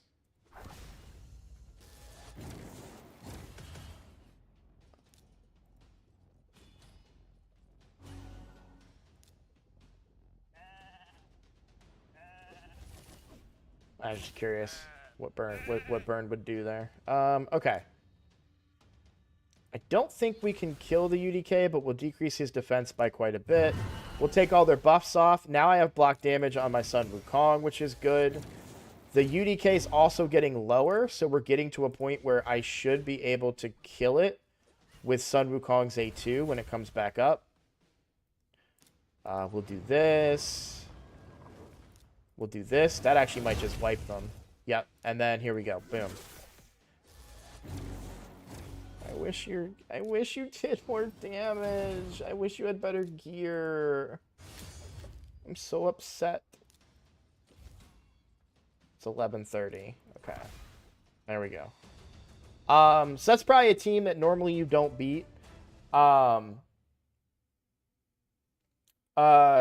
would go War Master for PvE. If you're gonna use them for PvE, go Helm Smasher. Helm Smasher for late game, but War Master is gonna be better for start. I already did, Ken Chan. If you hang out for just a couple minutes, I'll show you my new free-to-play account, and I'll record my video live. I'm gonna cut this off. I get 7 minutes left, and then I'll record my video for the free-to-play live with you guys watching. Okay? So I would do War Master if you're using Ninja for Clan Boss. But there you go. You were able to beat a team that you probably didn't think you could beat before. You're gonna get better. Gear farming is your priority from now on. But let me give you kind of a mental picture of what you're looking for with your build. 5,500 attack, 100% crit rate, as much crit damage as you can get. Now, I do have a 4-star blessing, so I'm getting an extra 38%. So this was previously like 230 or 240, okay? You want speed on your nukers, but you want it to be relative to what you're doing. So 190 speed is fine for me on my nuker. Still speed on the boots, attack percent on the chest, crit damage like we talked about, crit damage here. If you get some Slayer accessories, that's going to help you be able to get the extra 5% where you need it. Again, if I had an attack banner, I would hit harder. I'm going to find a similar team very, very quickly to show you how I managed to handle one of those tanky teams like that. Here we go. Here's a tanky team with a UDK. Now, I do have Armands. This is, grain of salt here. That allows me to kind of crowd control and mitigate things like Stone Skin. But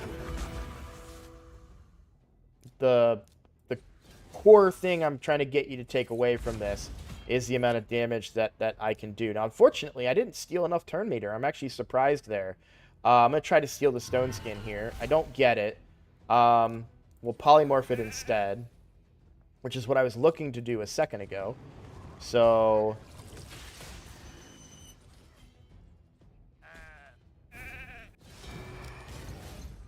okay, we'll wait for Sun Wukong to come back to life on his own. We don't need to revive him, and then he'll finish this team off very, very easily. So this is a little insider trick. Don't revive your Sun Wukong. He gets the next turn, and we kill them.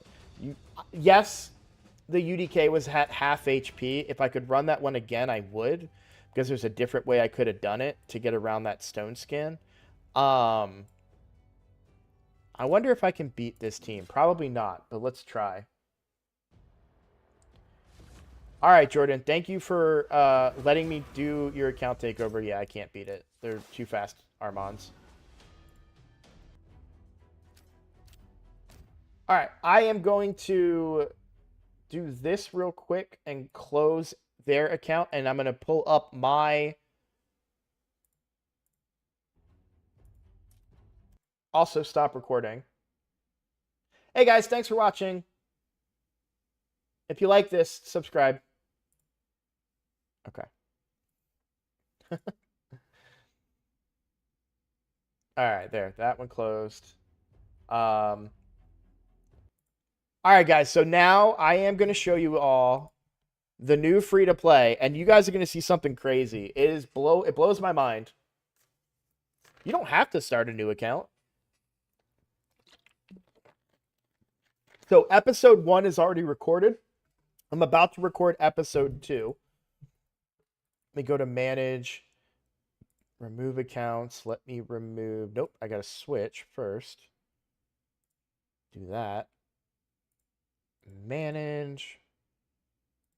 Remove their account. Okay. So, logging into it now.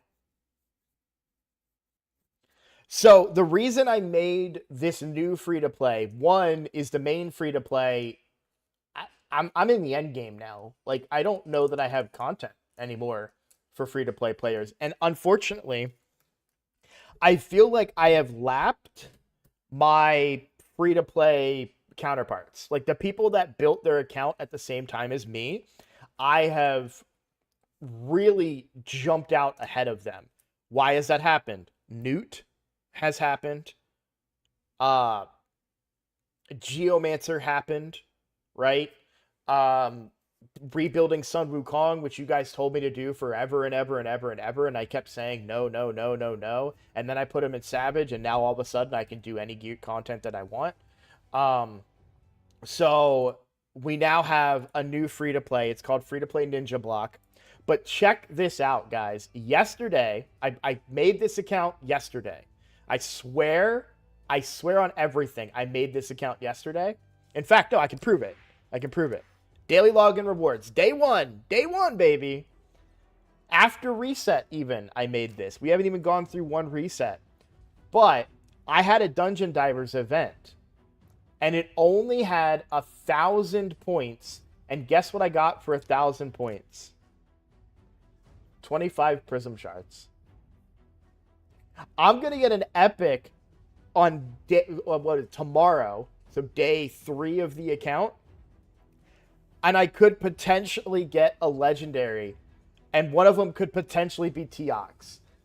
I know you guys hate me and the fact that I got Newt and Geomancer and all that stuff. Can you imagine if day 3 of my Ninja free-to-play account and I get a Pythion or Dracomorph or Teox or Necmo Thar? Like, insane, bro. But if we, come back to reality a little bit, just imagine if I get even an Aox would be really good because we have buff extension with his passive. So that would be really, really debuff extension, sorry. But a Venomage, day 3, Jereg, we're talking ally protect and increased defense, day 3, with a decreased attack on an A1. I mean, clan boss. I did easy clan boss last night. Start a new account again? Nah, screw that, man. I'm going to have fun. Or even Delaja and getting that one step closer to Lady Mikage day 3. You know what I mean? It's a little crazy that I could do that. Krokmar would be interesting too. So, what have I been doing so far? I did do clan boss. I am in my clan, which is cheating a little bit. I did easy clan boss. Ninja can solo easy very, very easily. So Ninja is already level 43. Kale is 30. I'm going to go Ninja first. I don't usually recommend it, and there is a problem with it. These cooldowns are very, very long in the early game. and he defaults this is his default first attack, which doesn't synergize with the cooldown reduction. Like he should open with this and then reduce the cooldown of it with this. But he opens with this and then uses this and then A1. So he has to do 3 A1s before he cycles back around to his abilities. But so wave clearing, he's not the best. I think Kale is a little bit better because I can book Kale. And this is already on a 3-turn cooldown. And this one I can get down to a 4-turn. So, yeah, Alex, this is just a new free-to-play. I still have my old free-to-play. I'm not giving up on it. We're still playing it. This is a temporary free-to-play that's primary focus is on teaching new players how to start a new account with a Ninja Day 1. Like, what do you want to prioritize? What do you want to do? But I'm still not fully decided because I think Kale is a better wave clear, or sorry, not wave clear, but a better campaign farmer than Ninja until I book Ninja. And Ninja, it's a really long time before I can book Ninja and get those cooldowns down. That's the kicker, right? And he's already level 50 where I either keep Kale at level 30 and I get Ninja level 60, or I push Kale up to 60 and then I have a 60 Kale and a 50 Ninja. I get 3 books from Brutal. That's a fair point. So, that is the game plan here. So episode 1 is already recorded, but oh, by the way, my luck on rares, these are all from campaign, not the dwarf, obviously. But I got Valerie Day 1, who is a buff extender. So increases the duration of all buffs by 1 turn and decreases the duration of all debuffs on allies by 1 turn. So a mini cleanse and a buff extension. And I already got it day 1. Now, obviously, I don't have Wixwell, but if I was to get him, I'm already 2/3 of the way to a Wixwell clan boss team.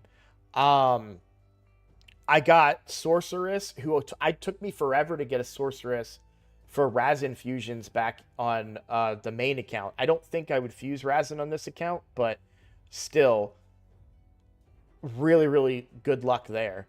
Like, I got some really early pulls, and then I had 2 Armigers out of the gate. I usually have to buy my first Armiger in the market. So the fact that I got my first Armiger so early was really cool. But missions are going very well. Let me go ahead and record, and we'll talk about this. So I'm going to repeat a lot of what I just said. Sorry for burping in the mic there. But Sorceress is Relic Keeper. Ah, shit, you're right. My bad.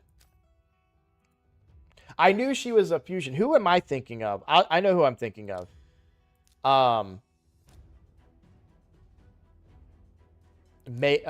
Magus. That's who I'm thinking of.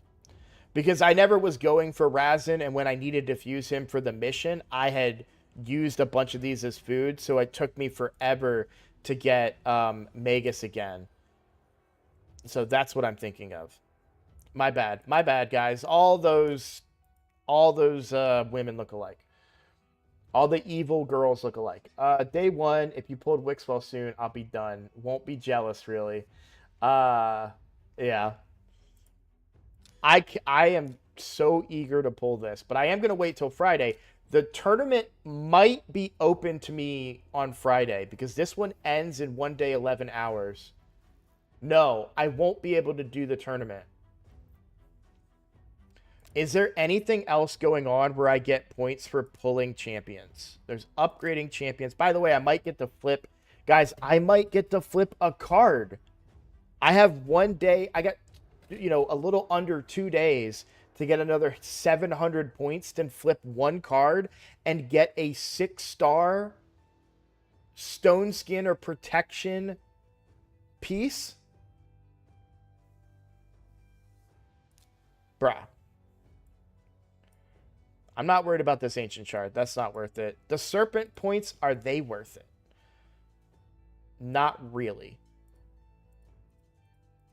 For this, they're worth it to get up here. I don't think I can get the points, though, to get up here. That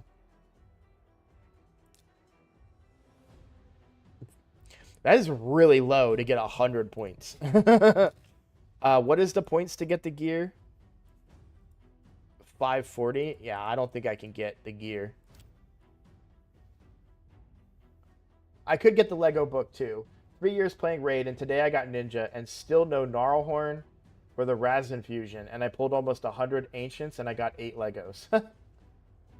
Dude, I don't even want Gnarlhorn for the Fusion. You should get Gnarlhorn for... I guess you don't need it. You probably figured out a way to do it without, but for Phantom Shogun's Grove is where you really want Gnarlhorn. Well, I'm not going to flip enough cards to get the points that are in there. But yeah, I don't think I'd be able to get enough Serpent points. But still, the fact that I can flip cards... Honestly, if I flip a card and I get points, it's the worst case scenario for me. All right, let's start recording.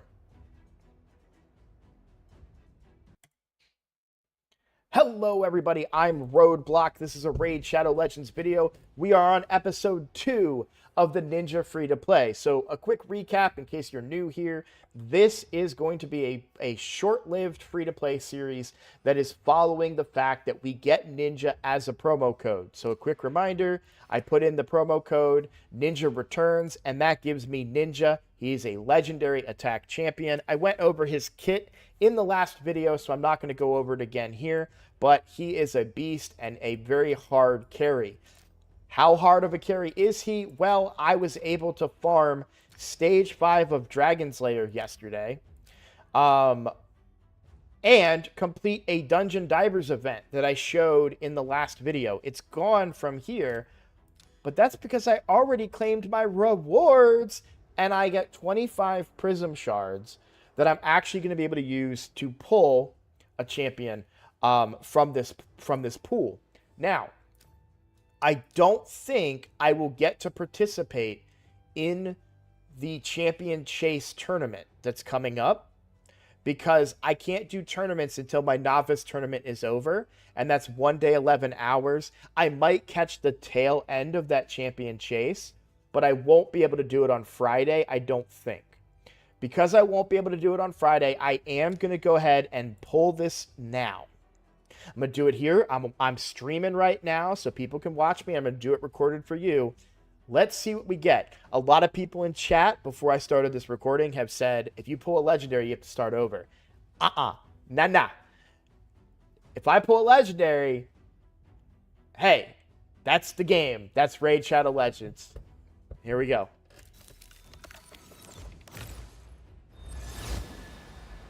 The worst. Literally the worst. Literally the worst. I told myself the worst case scenario would be Broodlord. I swear to you, the worst possible champion that I could pull from this pool is Broodlord. And I friggin' pulled him. I hate this guy. This is my Harima, or not Harima, sorry. This is my Harrier to Ash. Like, I hate Broodlord. I am so mad right now. Can you tell?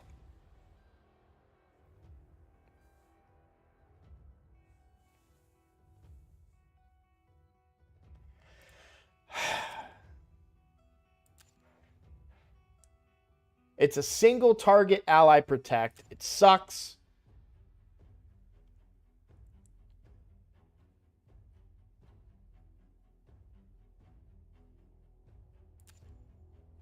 I hate him.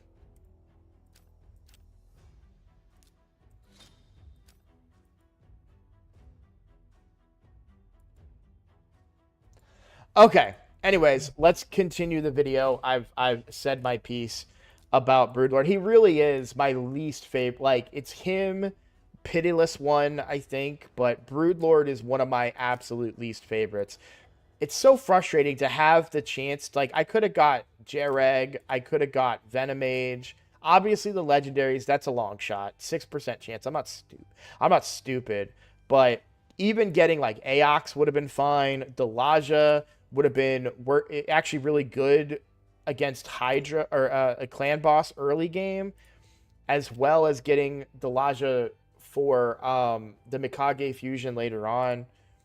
Jarang isn't great, but a decreased defense champion, which, yeah. Anyways, moving on. What have I done? So I stopped doing campaign last night and farmed Dragon 5 just to get the points for Dungeon Divers. I did also get a ton of gear.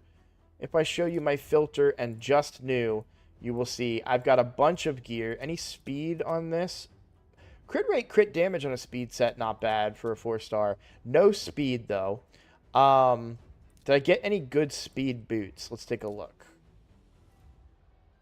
No. So on my entire account, I have 2 speed boots. But if I go back to just new with the filter...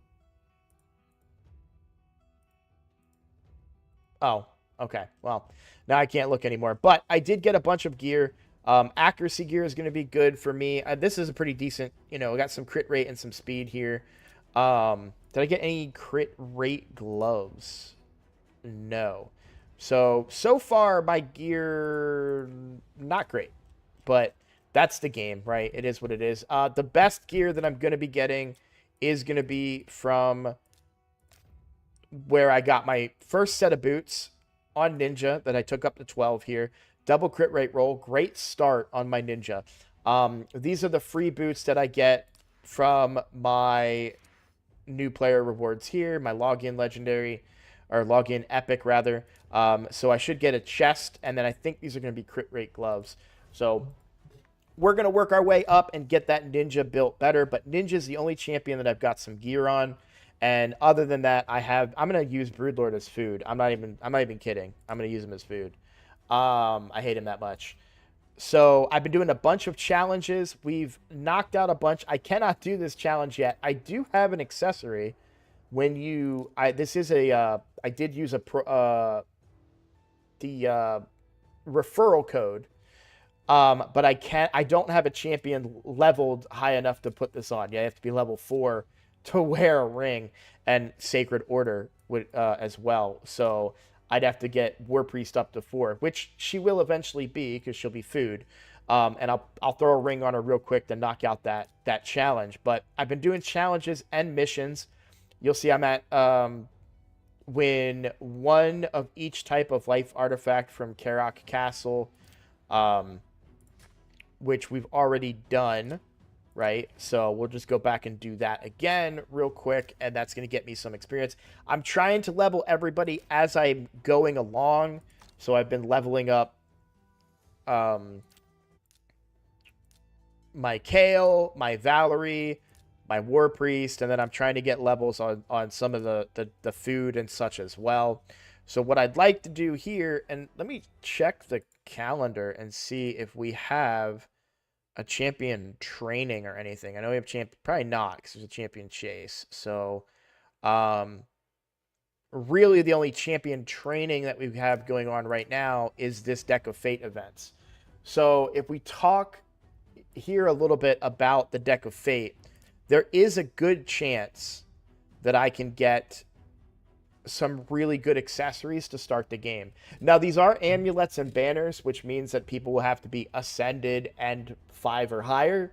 So they're not going to be a big impact right away, but they are still going to be a 6-star piece for the long term of the game.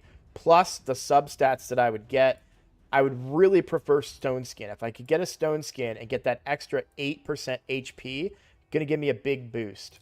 The other thing I did last night, I did get rewards from Clan Boss. I did easy Clan Boss. We can do it again here on camera. I tried normal. I wasn't even able to do the minimum, but on easy, I got the max chest. So my easy team, very simple. I don't even have gear on most of these guys. It's all Ninja doing it all. Look, I can already quick battle. Let's just quick battle. I didn't manual it. I let it auto. I know how quick battle works.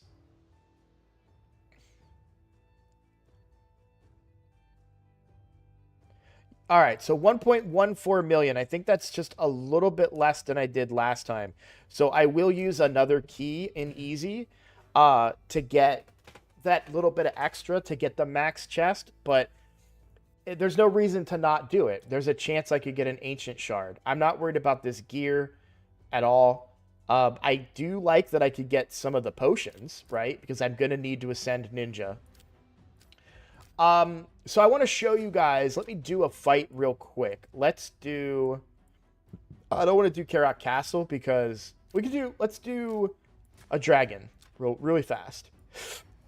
Sorry about that. We'll do a dragon. I'll take off super raids, and we'll take her out. These two are expendable, I think. I don't think they need to be in there, so we can put in some food. Kale has a little bit of gear, and he is kind of my wave clear to an extent.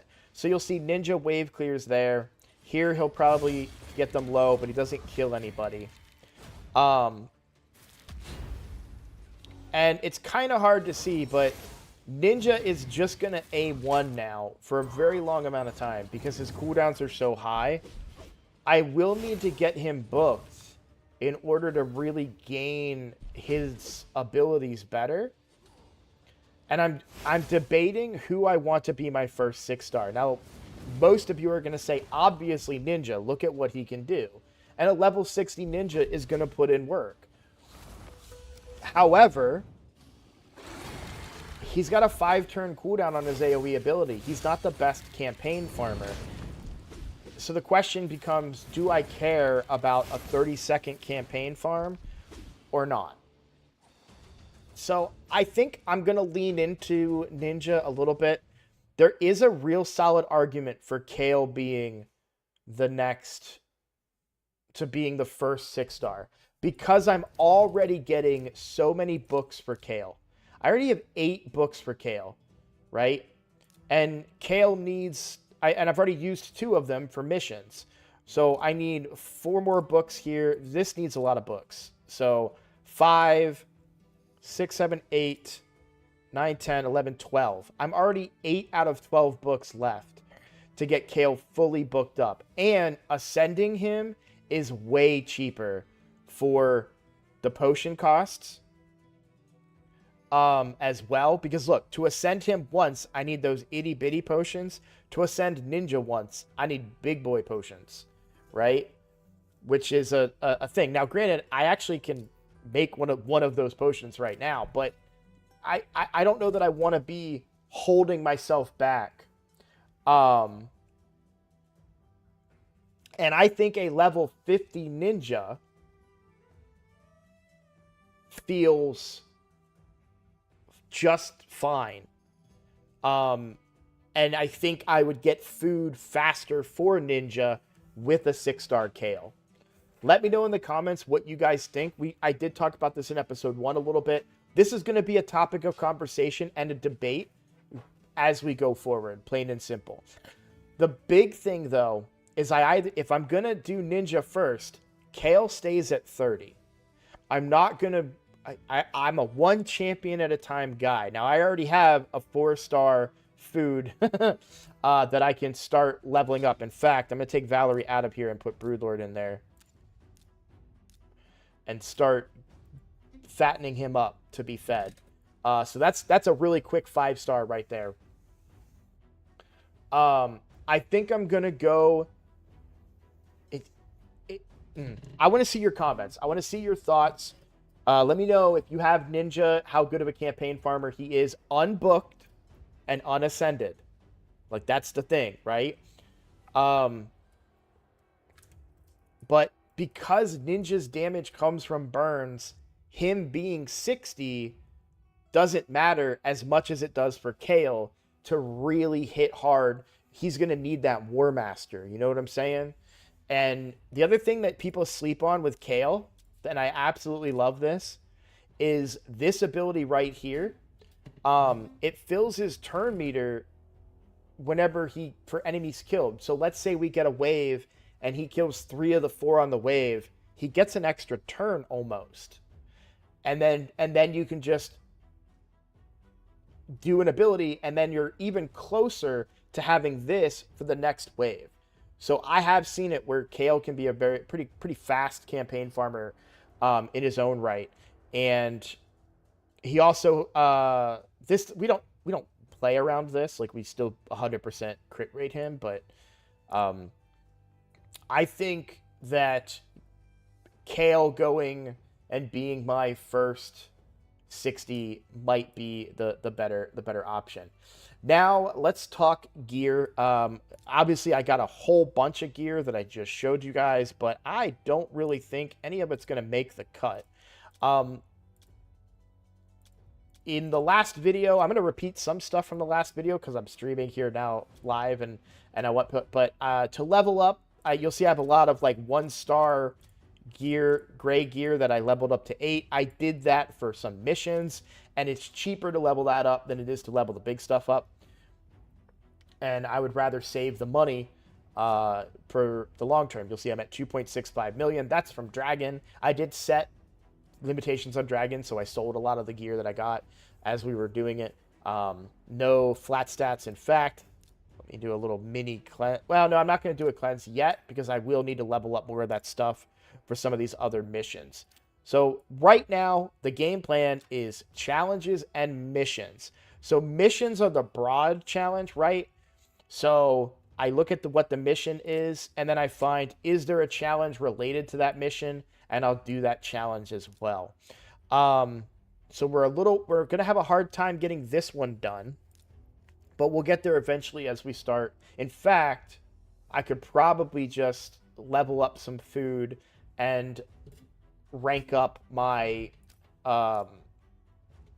War Priest, and we'll go there. Arena, I did Arena. Arena's been going very, very well for me. I think I lost 1 fight. Ninja's just so strong. And I'm going to keep doing as much Arena as I can because I do get points in the tournament. I want to try. I want to hit 1,000 points. I don't know that I can win this. This guy's killing it. But if I can get 1,000 points and get that speed gear, that'll be good for me. And I think Arena will be a good area to do it, right? Don't I get points for... Yeah, so every Arena win, I'm getting points. So I really want to rank up through Arena very quickly if I can while this tournament is going. So I did get a decent number of points. Wait, the higher stage, but only run count. You will only for clearing each stage the first time. So this is not where I want to farm points.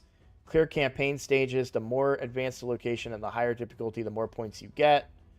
You will only for clearing each stage. So to get points here, I need to progress as far as I can in the dungeons, and then I need to farm in Arena. Now, I get a lot of refills. I need to use all of these refills. So Arena is going to be a real focal point for me in the coming days.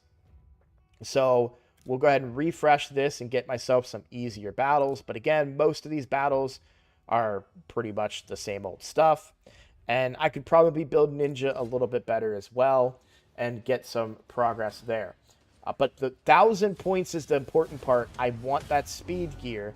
Winning the tournament, if I can, is great to get that ancient, but we're really mostly looking for speed gear. And we get 4 pieces of speed gear from 1,000 points in this tournament, and it's 5-star gear, I think.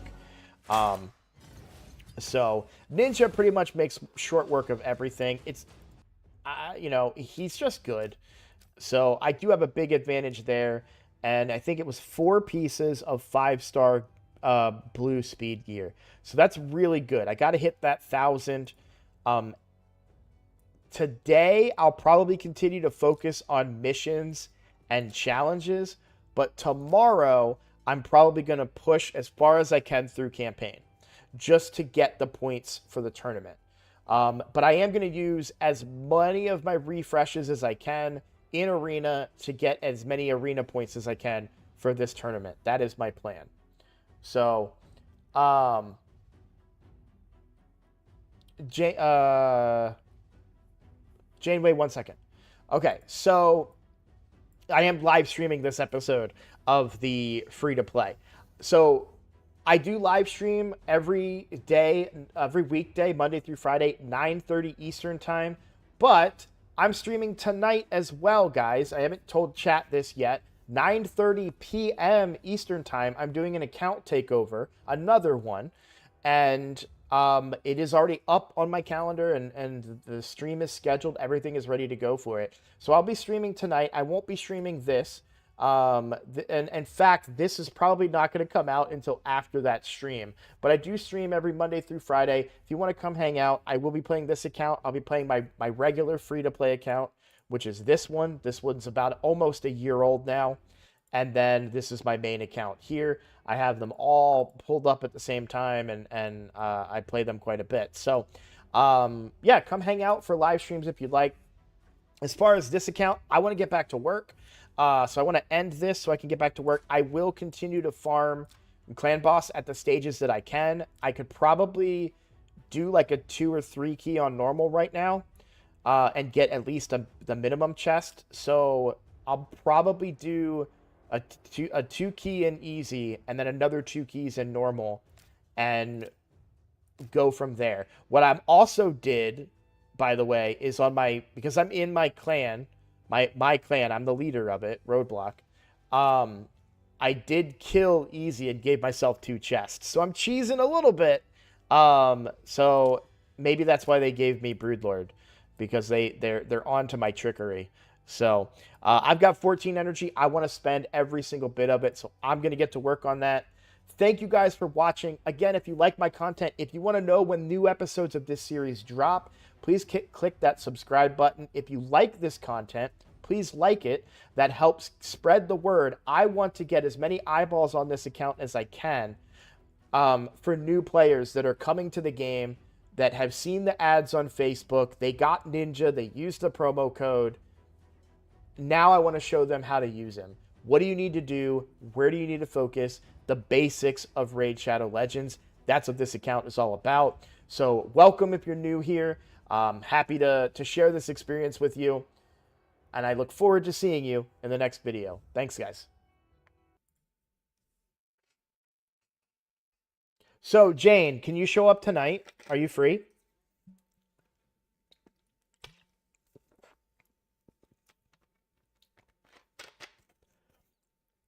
I'm doing an account takeover for, I think, Hammerden tonight. It's tonight at 9:30 Eastern Time, PM.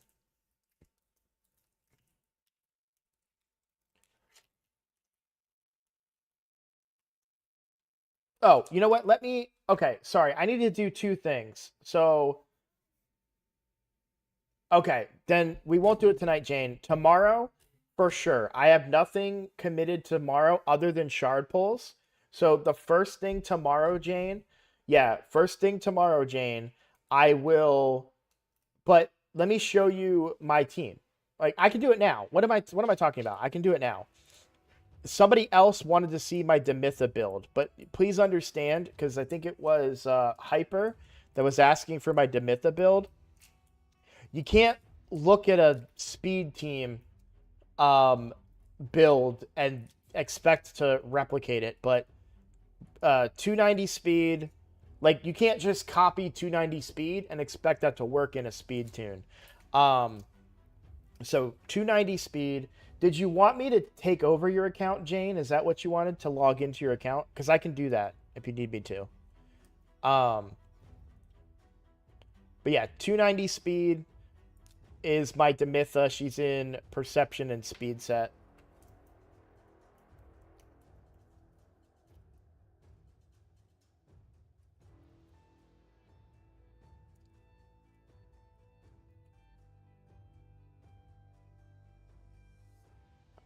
Stage 17 on Spirit and 22 on Magic. Well, it's definitely somebody getting stunned. Let me show you this. What is the order that you have?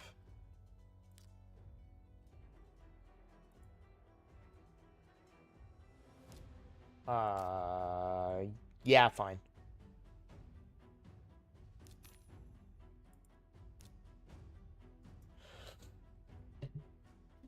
Oh, what kind of DPS are you using? What kind of DPS are you using? What affinity? What affinity DPS?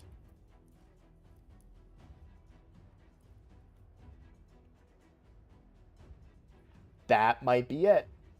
So,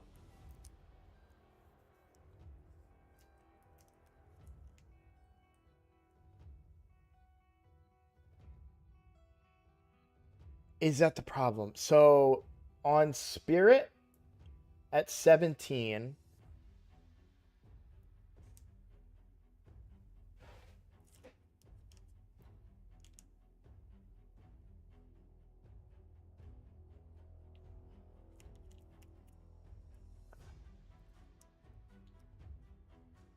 okay, so hold on. Let's slow it down.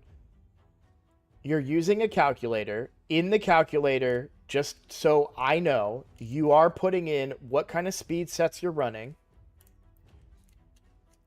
You're putting in that information, right? Um, Lore of Steel, everything. So you know what you're doing. Good. You're running a Myth Fu, right? So you're running the exact same team, but you have Whisper here. Isn't there a thing in it? Myth Fu.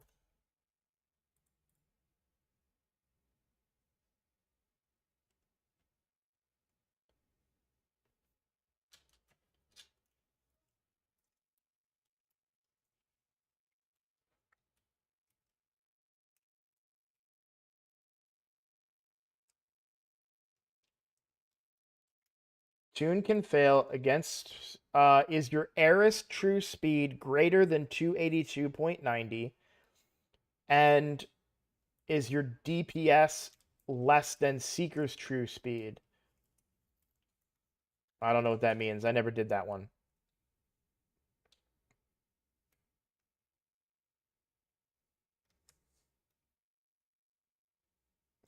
Wait.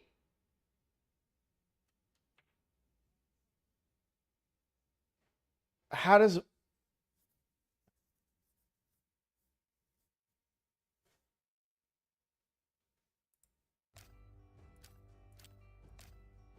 Is Whisper the problem?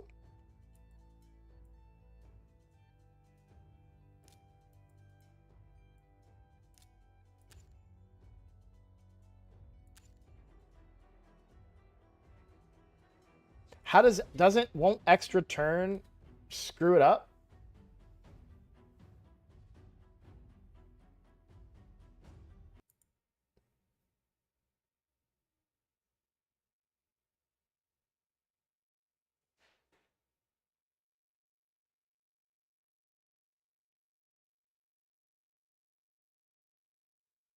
Also, if you're gonna change Whisper, the reason I was hesitant to say that Whisper was the problem is because it failed specifically on the same turn every time, but it's probably because she's outrunning her buffs. Because the one of the extra turns is guaranteed, so she probably is just getting the guaranteed turns, extra turns, and outrunning a buff. But try to use a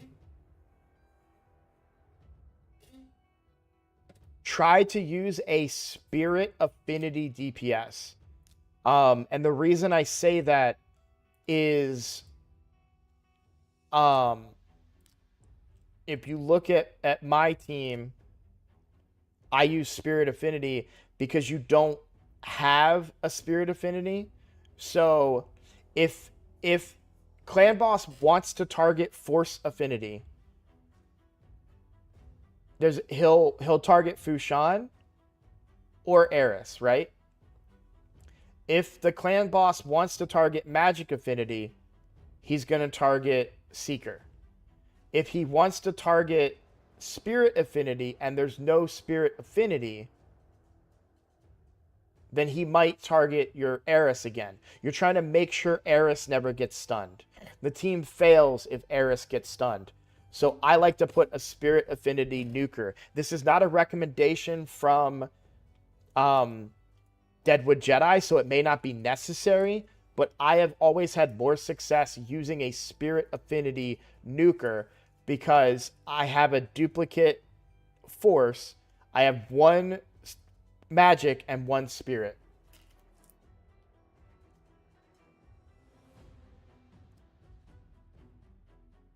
I don't have Turvold, and we don't know if Janeway has Turvold.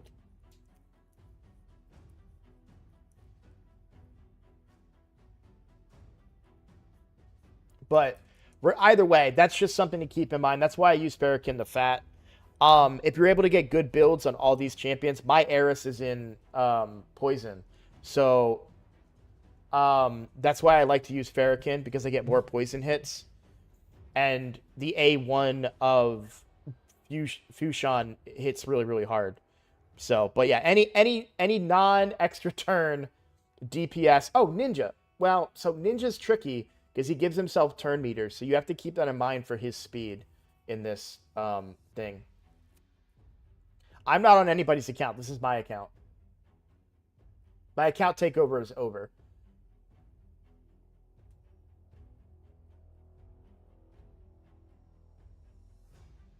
Well, good luck. I'm glad we figured that out. Yeah, it's so funny that I was like, oh yeah, Whisper, no big deal. And then I was like, wait a minute. Doesn't she have a bunch of extra turn mechanics in her kit? Bro, they price silver so high in this game. It's ridiculous.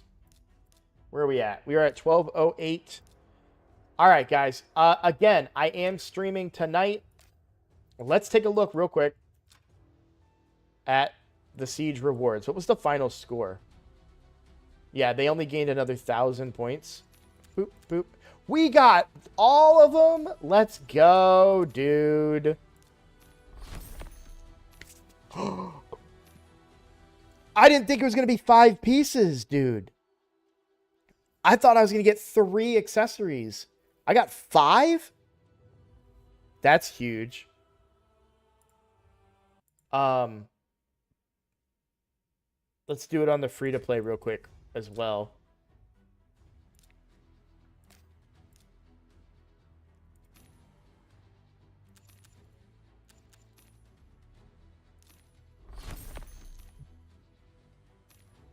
Huge.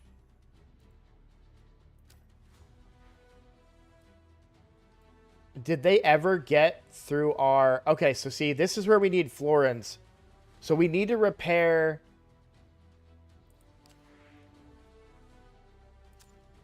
Ah, okay. So we could probably leave some of these buildings destroyed. Do we want to up... Okay, this is... I need to do this another time. I can't do it right now.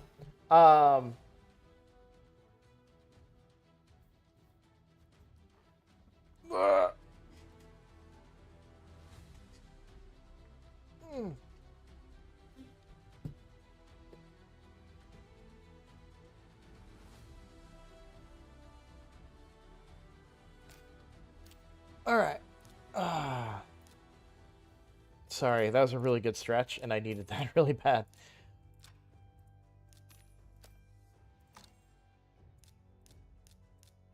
I don't want to get caught up. I love Siege. I really do. It's dude, I know you guys, like, most people don't. I totally respect it.